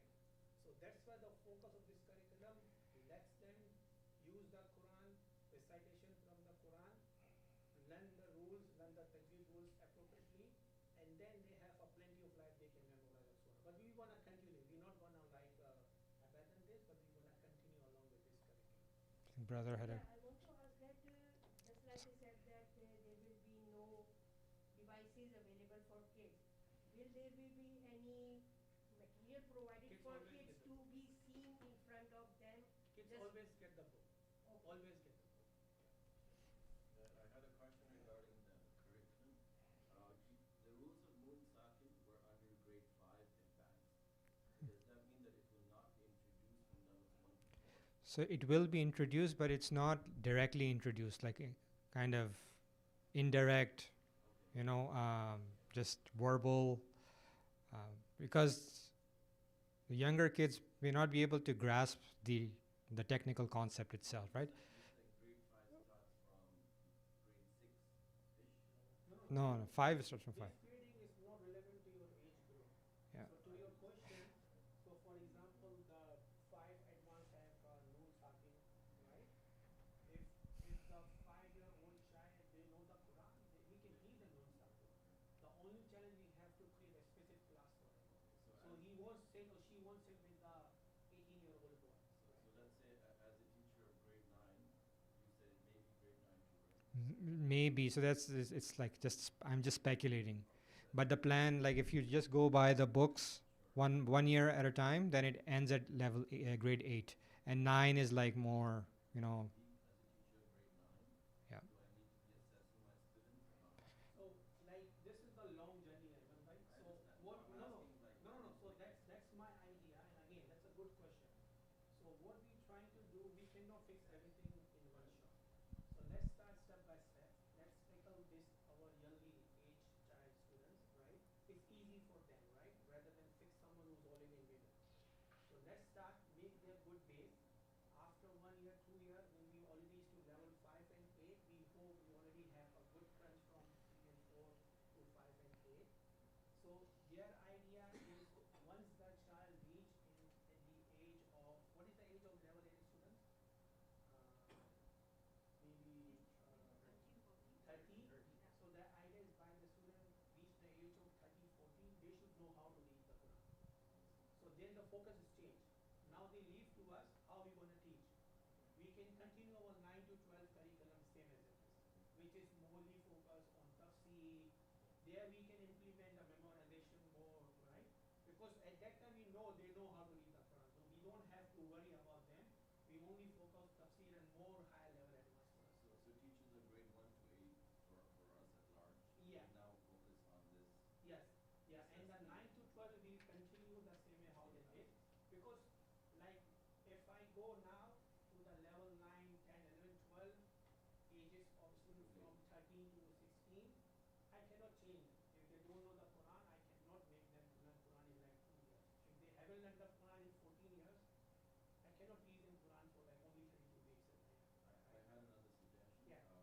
The color code really helps in the rules of law of Mad of Moon Sakin. So if you are switching to those Mantaha, you have to bring in Quran. Because when we're testing, when we're asking students to read, they practice using that.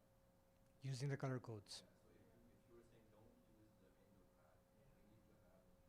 But if we get the color code, then we have to Or use we need to have resources that are online that we can read. So Use Quran.com, they have a Mantaha, they have color coded. Okay. Right, but when we're asking students to, let's say, do an assessment at a lower grade, So I had mentioned earlier, now if you really look into that manual, the Osman Taha transition manual, you will realize that you don't really need the color codes because it's within the script. Like the rule is within the script. So once the child knows how to see it, it is. It doesn't say ikhfa, but the child will be able to recognize it. If he knows. No, but if they're learning that from the beginning, so in level 1 to 4, if they're learning Fatha and Fathatain, and they are taught how Fathatain appears in the Quranic script, how it looks when when it's like in line, how you're supposed to recite it, and when you have it off-centered, how you're supposed to recite it. It's because even now my child, he doesn't know the rule of idgham. He doesn't know the rule of ikhfa, but he knows how to read it, right? So I think he has a valid point because those students who are in the middle right now, who are in the transition mode, that may be needed for them. But once you have the new like batch who learning from the Osmani Bias script, that will be more easy for them. It should be used as a comparison for kids to understand easily. So yeah. I understood from their question Yes. that those kids they are already reading from Indo-Pak script. They need something to switch to Osmanika for comparison. They need it. Yeah. I agree with the brother that about the color Mike, if code. you want to answer something. Because here's the thing.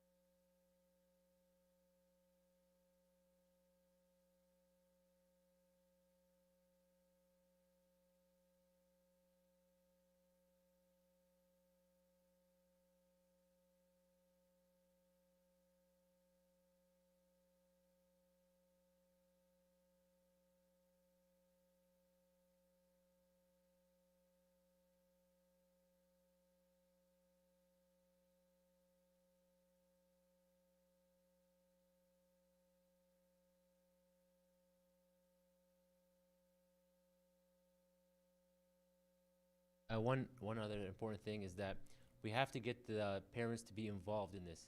That's like one of the most important things to get it to be successful.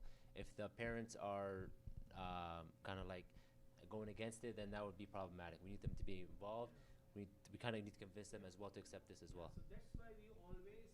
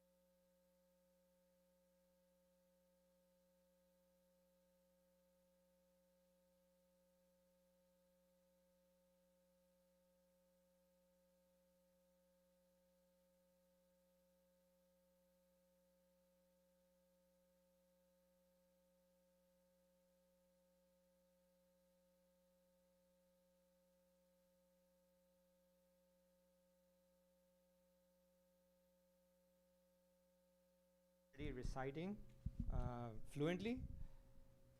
I would even say, and then they're doing Indo-Pak, they don't have to leave the Indo-Pak.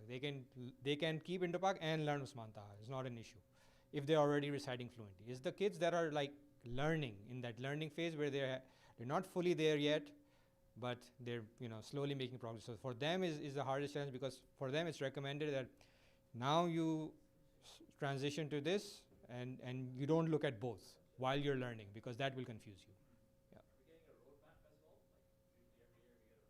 yeah, we will make the roadmap, but we don't have yet. Yeah. We will make a roadmap for sure. We have to. But if you're going one book per year, then it's all in the table of contents. To have a roadmap, Basically, or at yeah. least we have to design Yeah. some curriculum syllabus time. We used to have our old syllabus one pager.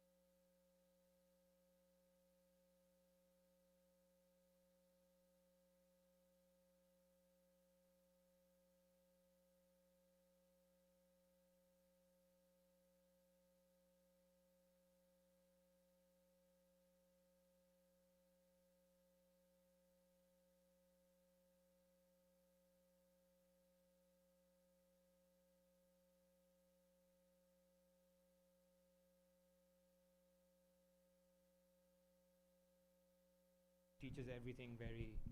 Um, So when I say that we going to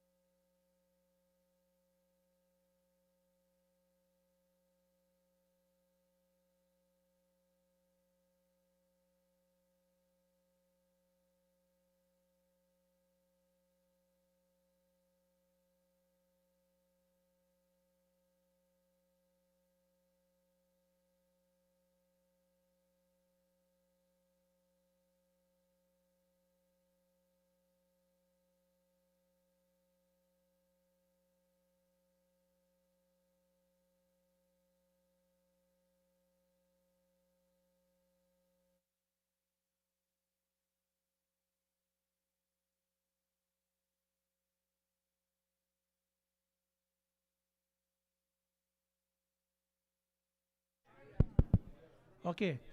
Can we get everybody in the men's hall, please? So if anybody have any questions for their Diniyat lead or Quran lead, you still have a time before the Salah.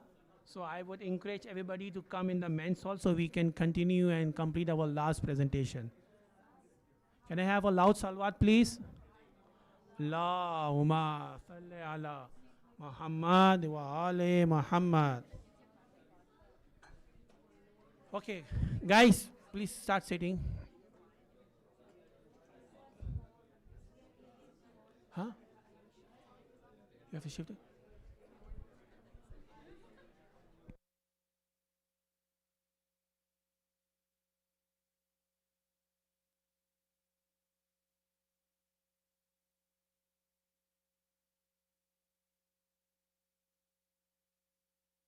Samir bhai. Samir bhai.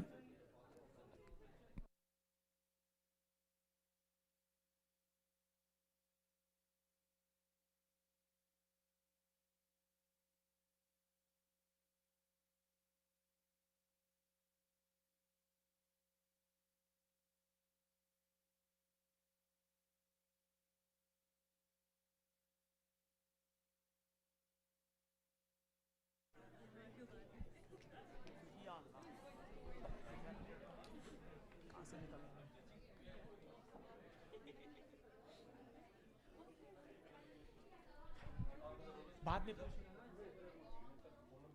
अभी सब कर दूंगा मैं पहले ये 10 minute इरशाद भाई please we can tackle this after this presentation नहीं नहीं अभी नहीं मुझे तैयार होना है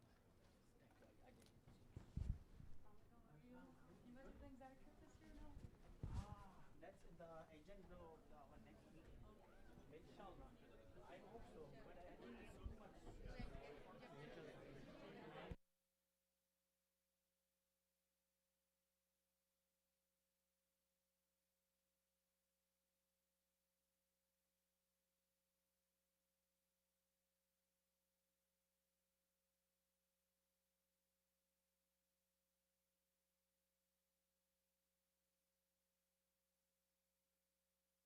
Okay, so can I have a loud salawat, please?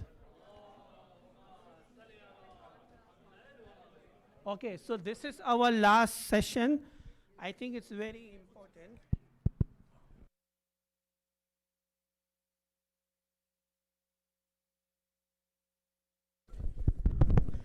Okay, so this is the last session. I think we can go through very quickly.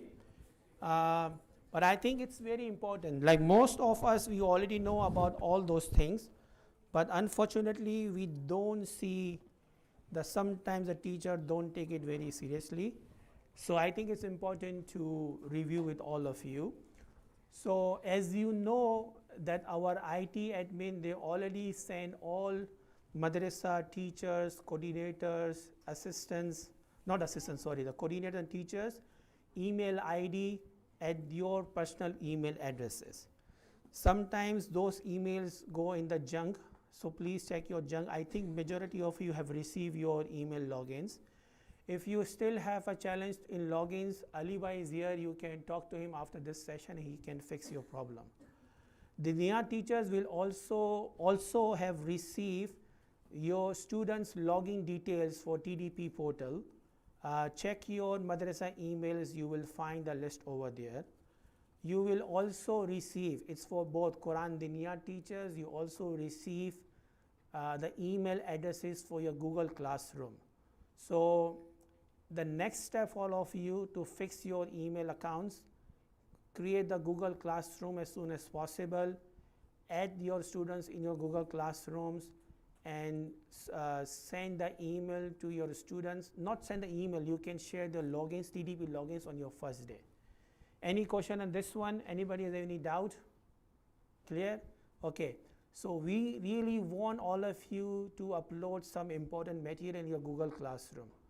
So first of all, we need you to upload the Quran e-book. We will send all the teachers Quran e-book.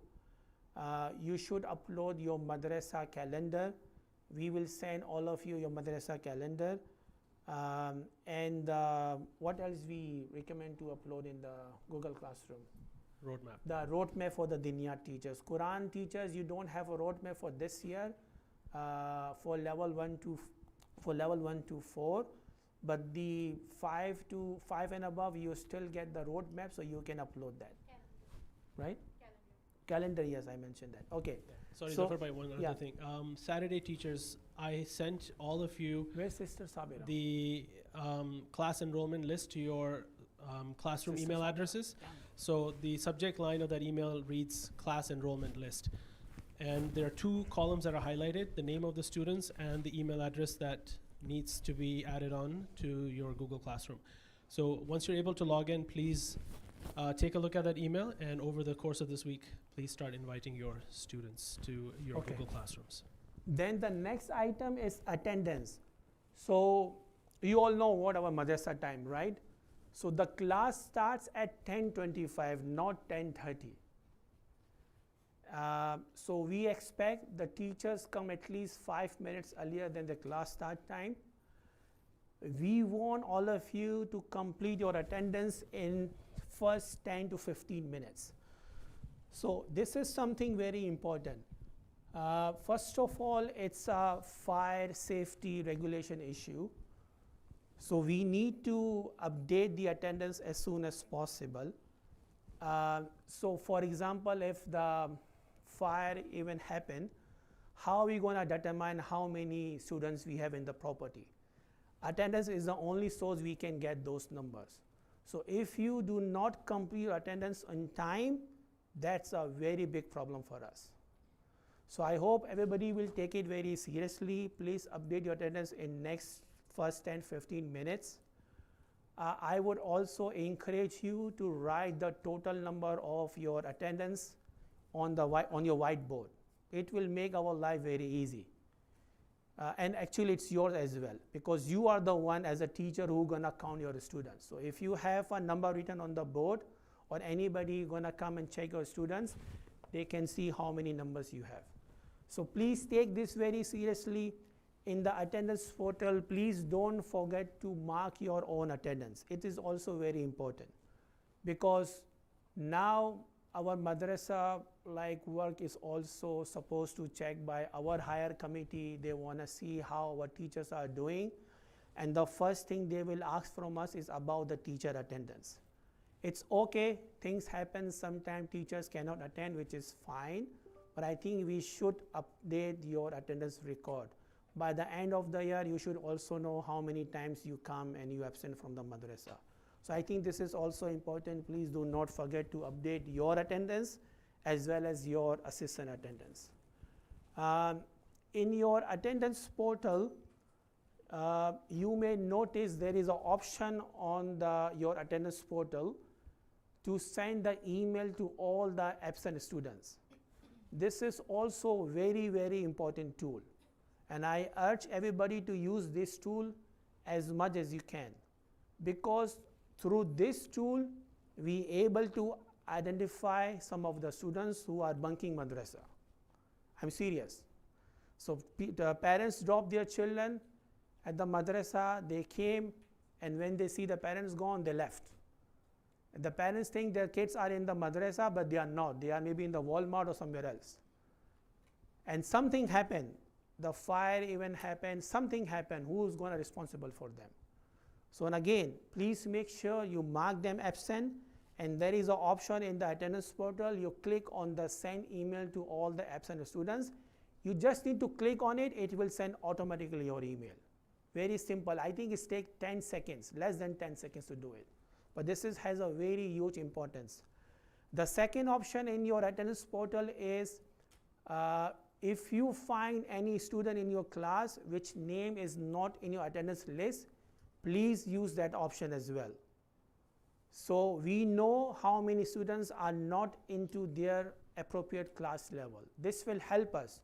Like 2 years ago, we found one student. She was sitting in the wrong class for like 8 months. Nobody tell us. Teachers take attendance, they don't care. So who is at fault? Everybody at fault, right? So we can tackle those situations very effectively. Just is a matter of few clicks. These all are the important things, otherwise we won't tell you to do it. So please take it very seriously. Yes.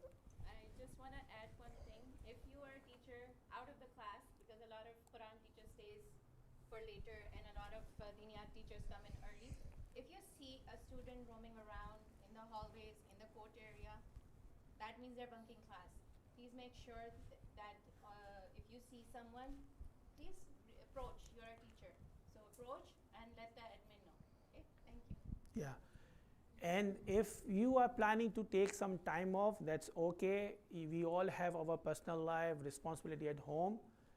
Just give us some ample time. Trust me, we have a madrasa strength of 500 plus students. We only have teachers of 70 teachers.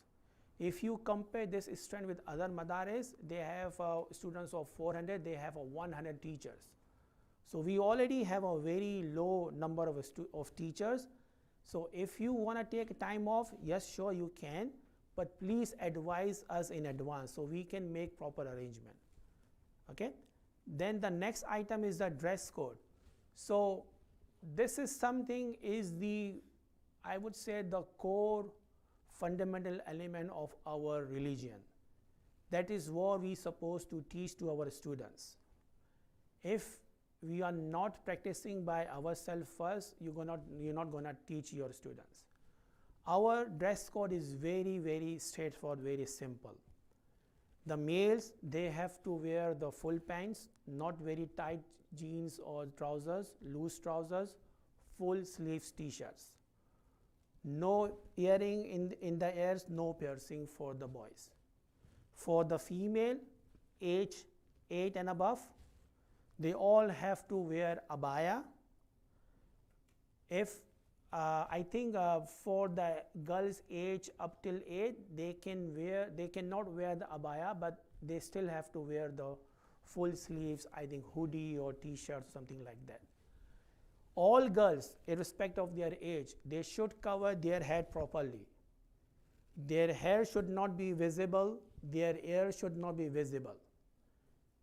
This is for both, for teachers and for the students. Please take it very, very seriously. All the girls, they always have to wear the socks. No girl should be allowed to come without the socks. Nail polish, makeup is not allowed. It's for both, for teachers and for the students. This is not the new policy. This is the policy since, I think, 20 years ago, but somehow we become very lenient on these kind of things and these things getting out of our hand. So, but again, these are the core elements, fundamental of our religion. Please, everybody have to follow it. Yes? So if there's like a boy wearing a t-shirt or like a very fitted abaya or something, Yeah. do we tell the office? So I would expect from the teacher, they can tackle the situation. If situation is going out of hand, you can always come to the office. Okay. Right? Yeah. Yes? Boys under the small boys, those who are 5 to 7 or 8. All boys have to wear the full sleeves. There is no exception for the boys. Yeah. Especially I have seen a lot of boys, they do piercing earring. So before it was allowed as per the Ayat al-Sistani, but as per the recent fatwa, it's not allowed anymore. So even if it's allowed, we do not allow them to come with the piercing. Okay? Okay. This is something also very important, use of electronic devices. We really want to implement this rule very strictly, but we cannot achieve this without the support of your teacher, of our teacher. Why I'm saying that? If we are very strict about this rule, but we can see that the students are using their cell phone in the classes and teacher is not bothered about it, so I'm going to implement this rule madrasa-wide. So I want all the teachers to be very, very careful. Do not allow your students to use cell phone policy. If somebody need to make an emergency call, they can always come to the office. Nobody will tell no to make a call, right? Teachers can, like, I believe everybody have a good plan here with the cell phone data. Even teachers can use their cell phone if they really want to make a call. But otherwise, you can always direct them to the office and nobody will tell them to no to make a call. So please do not allow your student to use cell phone at all for any reason. It's not allowed from 10:25 till 2 p.m. Even it's not allowed during the gym time. And we really need your help. Otherwise, we cannot implement this rule. Any questions so far? No? Even break time they are not. No. Means they should be. The break time, for the break, that's a good question. For the break time, I want all teachers to send their kids to the gym. I want all my students to utilize gym time very effectively. We always make a partition in the gym. One is for the boys, one is for the girls, but somehow girls are not coming to the gym. Why? Send them upstairs, utilize the gym, play the basketball, whatever they want to play, rather than allow them to sitting in the classroom. Please encourage your child to go upstairs and utilize the gym as much as they can, but it's only for the half an hour. For level 1 and 2, do they stay supervised? Yes, level 1 to 2 they stay in their classroom. Otherwise, send all the kids upstairs. Okay, makaram al-akhlaq, yeah. There have been multiple times where older grades request to go to the gym during class. And if it's like, for example, they like within this class time, you like have like a reward system, and at the end they're like, oh, we want to go to the gym. And then it becomes like a constant back and forth of always telling them like, you're in an older grade, we're not allowed to go upstairs during the class times because it's when the younger kids go upstairs. Yeah. So would you think that there is a possibility for the older grades to be granted permission certain times during the year to go upstairs and have like a day where they can, not a day, like one class or like 1 week where they go upstairs for a certain amount of time to just get out that, because it happens in the older grades, and I thought it wasn't a problem up until like 4th or 5th grade. But Yeah. I've heard that children do request to go upstairs during class time as like a reward, if we have some sort of reward. Yeah. As far as I know, whoever reach out to me for this request, I never say no to them. Okay. As long So as it's there a is no possibility. impact on their learning, Okay. as well as there is no causing disturbance to other classes. Okay. Because sometimes these lower level kids like 4 and 5, they make so much noise even while they're going up, Yeah. right? Okay. So we have to be very cognizant of the time. We have a very limited space. Right. Utilize them as much as you can, but be careful for the other one. Okay. But as far as I know, if anybody come to me, I never say no. Okay. Yeah. Okay. Yeah, but Then- please don't make it a regular occurrence. Yeah. No. I wouldn't want to do that. Okay. The next item is makaram al-akhlaq. So it was very, very difficult few years ago. There are so many like discussions going on this topic, how we going to implement that. And then it used to be the report card element, but how we going to assess the makaram al-akhlaq of the students, very, very critical. We make it very, very easy for everyone. Very easy. It's being now the part of your attendance portal, but unfortunately nobody, like not nobody, but the majority of the students, teachers, they are not actioning it. It takes hardly maybe 5 seconds to select the drop down option from the portal and just save it. And as a management, we strongly believe it will have a huge impact on your students when you start assessing them and recording their marks in the attendance portal. So again, this is our management humble request. We cannot force you, we can only request you. Please complete all the features, all the elements in the report cards, including your attendance, student attendance, the options of the makaram al-akhlaq is very easy, very easy. Okay? Yeah. So, because the attendance is being done in the beginning of the class, Yeah. we're assessing them from their last week's meeting. Yes, that is our understanding. That is like we try the different options, how we're gonna do this. So there are two possibilities. One is you only complete attendance first, and then you open your portal again and complete the makaram al-akhlaq, which is not practically possible. I can understand that. So based on that, given that, that's okay. You can assess based on their previous week performance. We're totally fine with that. Like the dress code is very easy. You can see your child, your child in the dress code, you can mark them. Only the behavior thing is something you can look from the previous week. Yeah.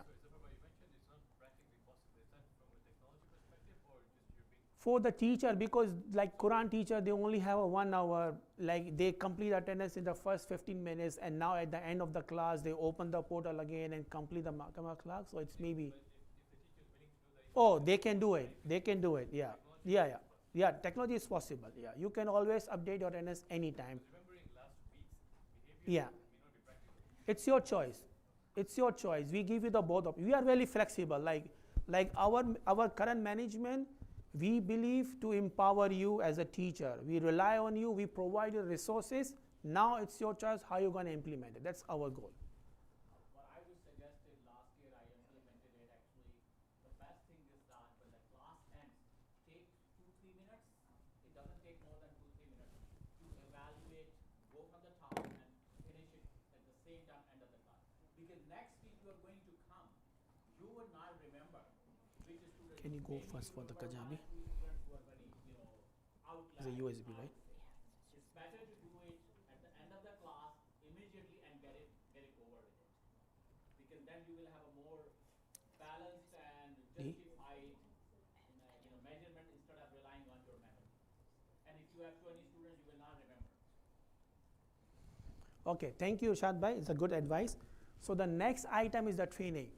So as I mentioned today in the beginning, in the start of this PDA Day seminar, so our goal is to equip you guys with all the resources, like the training material, resources, anything you want. So PDA Day is our first example, what we have today. The second thing we want to implement this year to give you the option of the Kajabi online training. So Sister Sabra will talk about the Kajabi training. I think some of you have already done Kajabi training. I think how many? Few of them? Very few. Yeah. But this is highly recommended. It's very easy to use, and it will tell you about everything. Actually, it answers all of your questions regarding your class management, how to deal with your children, difficult child, easy child, whatever situation you have. Okay, so the mic goes to you. It's on. Assalamu alaikum, everyone. I'm just going to take literally like 3 minutes, not even more than that.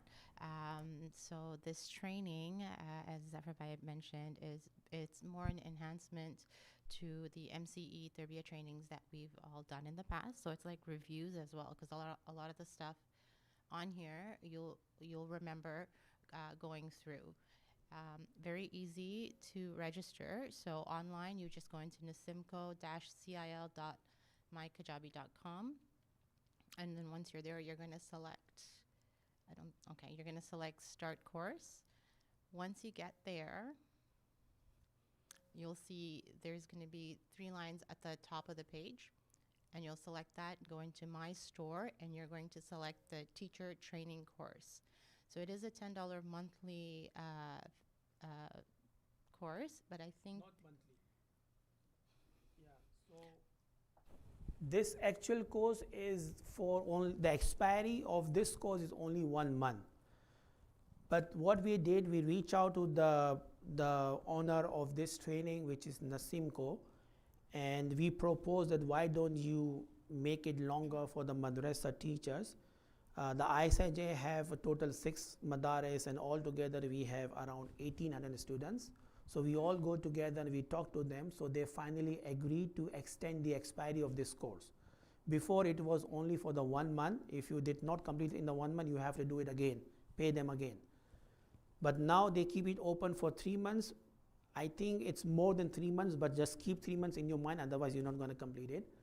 The cost is only $10, right? So what we want you to do to register this course, pay fees by using a credit card. Once you complete your training, send us the certificate, we will reimburse you the cost. Right? So this is our approach. Yeah. Okay, so once you have registered, once again, you'll select the top 3 lines for the menu, go into My Library, and that's where it's going to be. So teachers training, it's very simple. Once you select it, on the 3rd slide, you can see it'll place out all the modules. There's 6 modules. There's anywhere between 3 to 15 lessons per module. You don't have to go in order. They all have titles, so you can kind of pick and choose something that is more pertinent for you at the moment. Maximum 10 minutes for a lesson. You can even speed up the sound if you need to, but great resource to extend whatever training you've already had, or just to enhance your past training. If you have any questions besides that, you can come see me at any time. Yeah. So if any other teacher have any questions related this Kajabi training or any other training, if you see some training externally, you think it's important for you, it's good for us as well, please reach out to Sister Sabira Nanji. She is our training coordinator for both Saturday and Sunday for now. And we will see if it's really important, it's really good to have it, we can enroll in our madrasa. So we are very flexible. We are welcome for your advice. If you see any other material available offline, please feel free to reach out us. Okay? So I think that's all for today. There are so many other items, but I think we already have a lot of stuff today. So yes. Can I see the URL again, the previous slide? We will send the URL on your WhatsApp group. Don't worry about it. Yeah. Sorry, Zafar, by one other last comment. As you may have seen in the news, WhatsApp was hit with a serious vulnerability. It's called a zero-click vulnerability. What that does is it essentially has targeted iOS and Mac OS users, especially if you're using linked devices, meaning if you have WhatsApp web or desktop versions open on your laptops or desktops, you're more prone to those attacks. There are ways that you can protect yourself, because most of our communication is done through WhatsApp, right? We would not want any of your WhatsApps to be hacked so that other people, fraudsters essentially, get hold of your contact list and start sending out notes requesting monies and whatnot, right? Recently, there have been a lot of occurrences within the communities itself. So there's some things that you can do. Number one is just make sure that you're keeping track of the linked devices in your WhatsApp settings, right? If you see your linked devices that you don't recognize, you can immediately log off of those from your phone itself, right? And number two is just enable MFA on your WhatsApp. It asks you to set up a 6-digit code, right? And will also have you set up an email address, so that if you ever get locked out or if your phone is ever compromised, then you would be getting a code on your email addresses, right?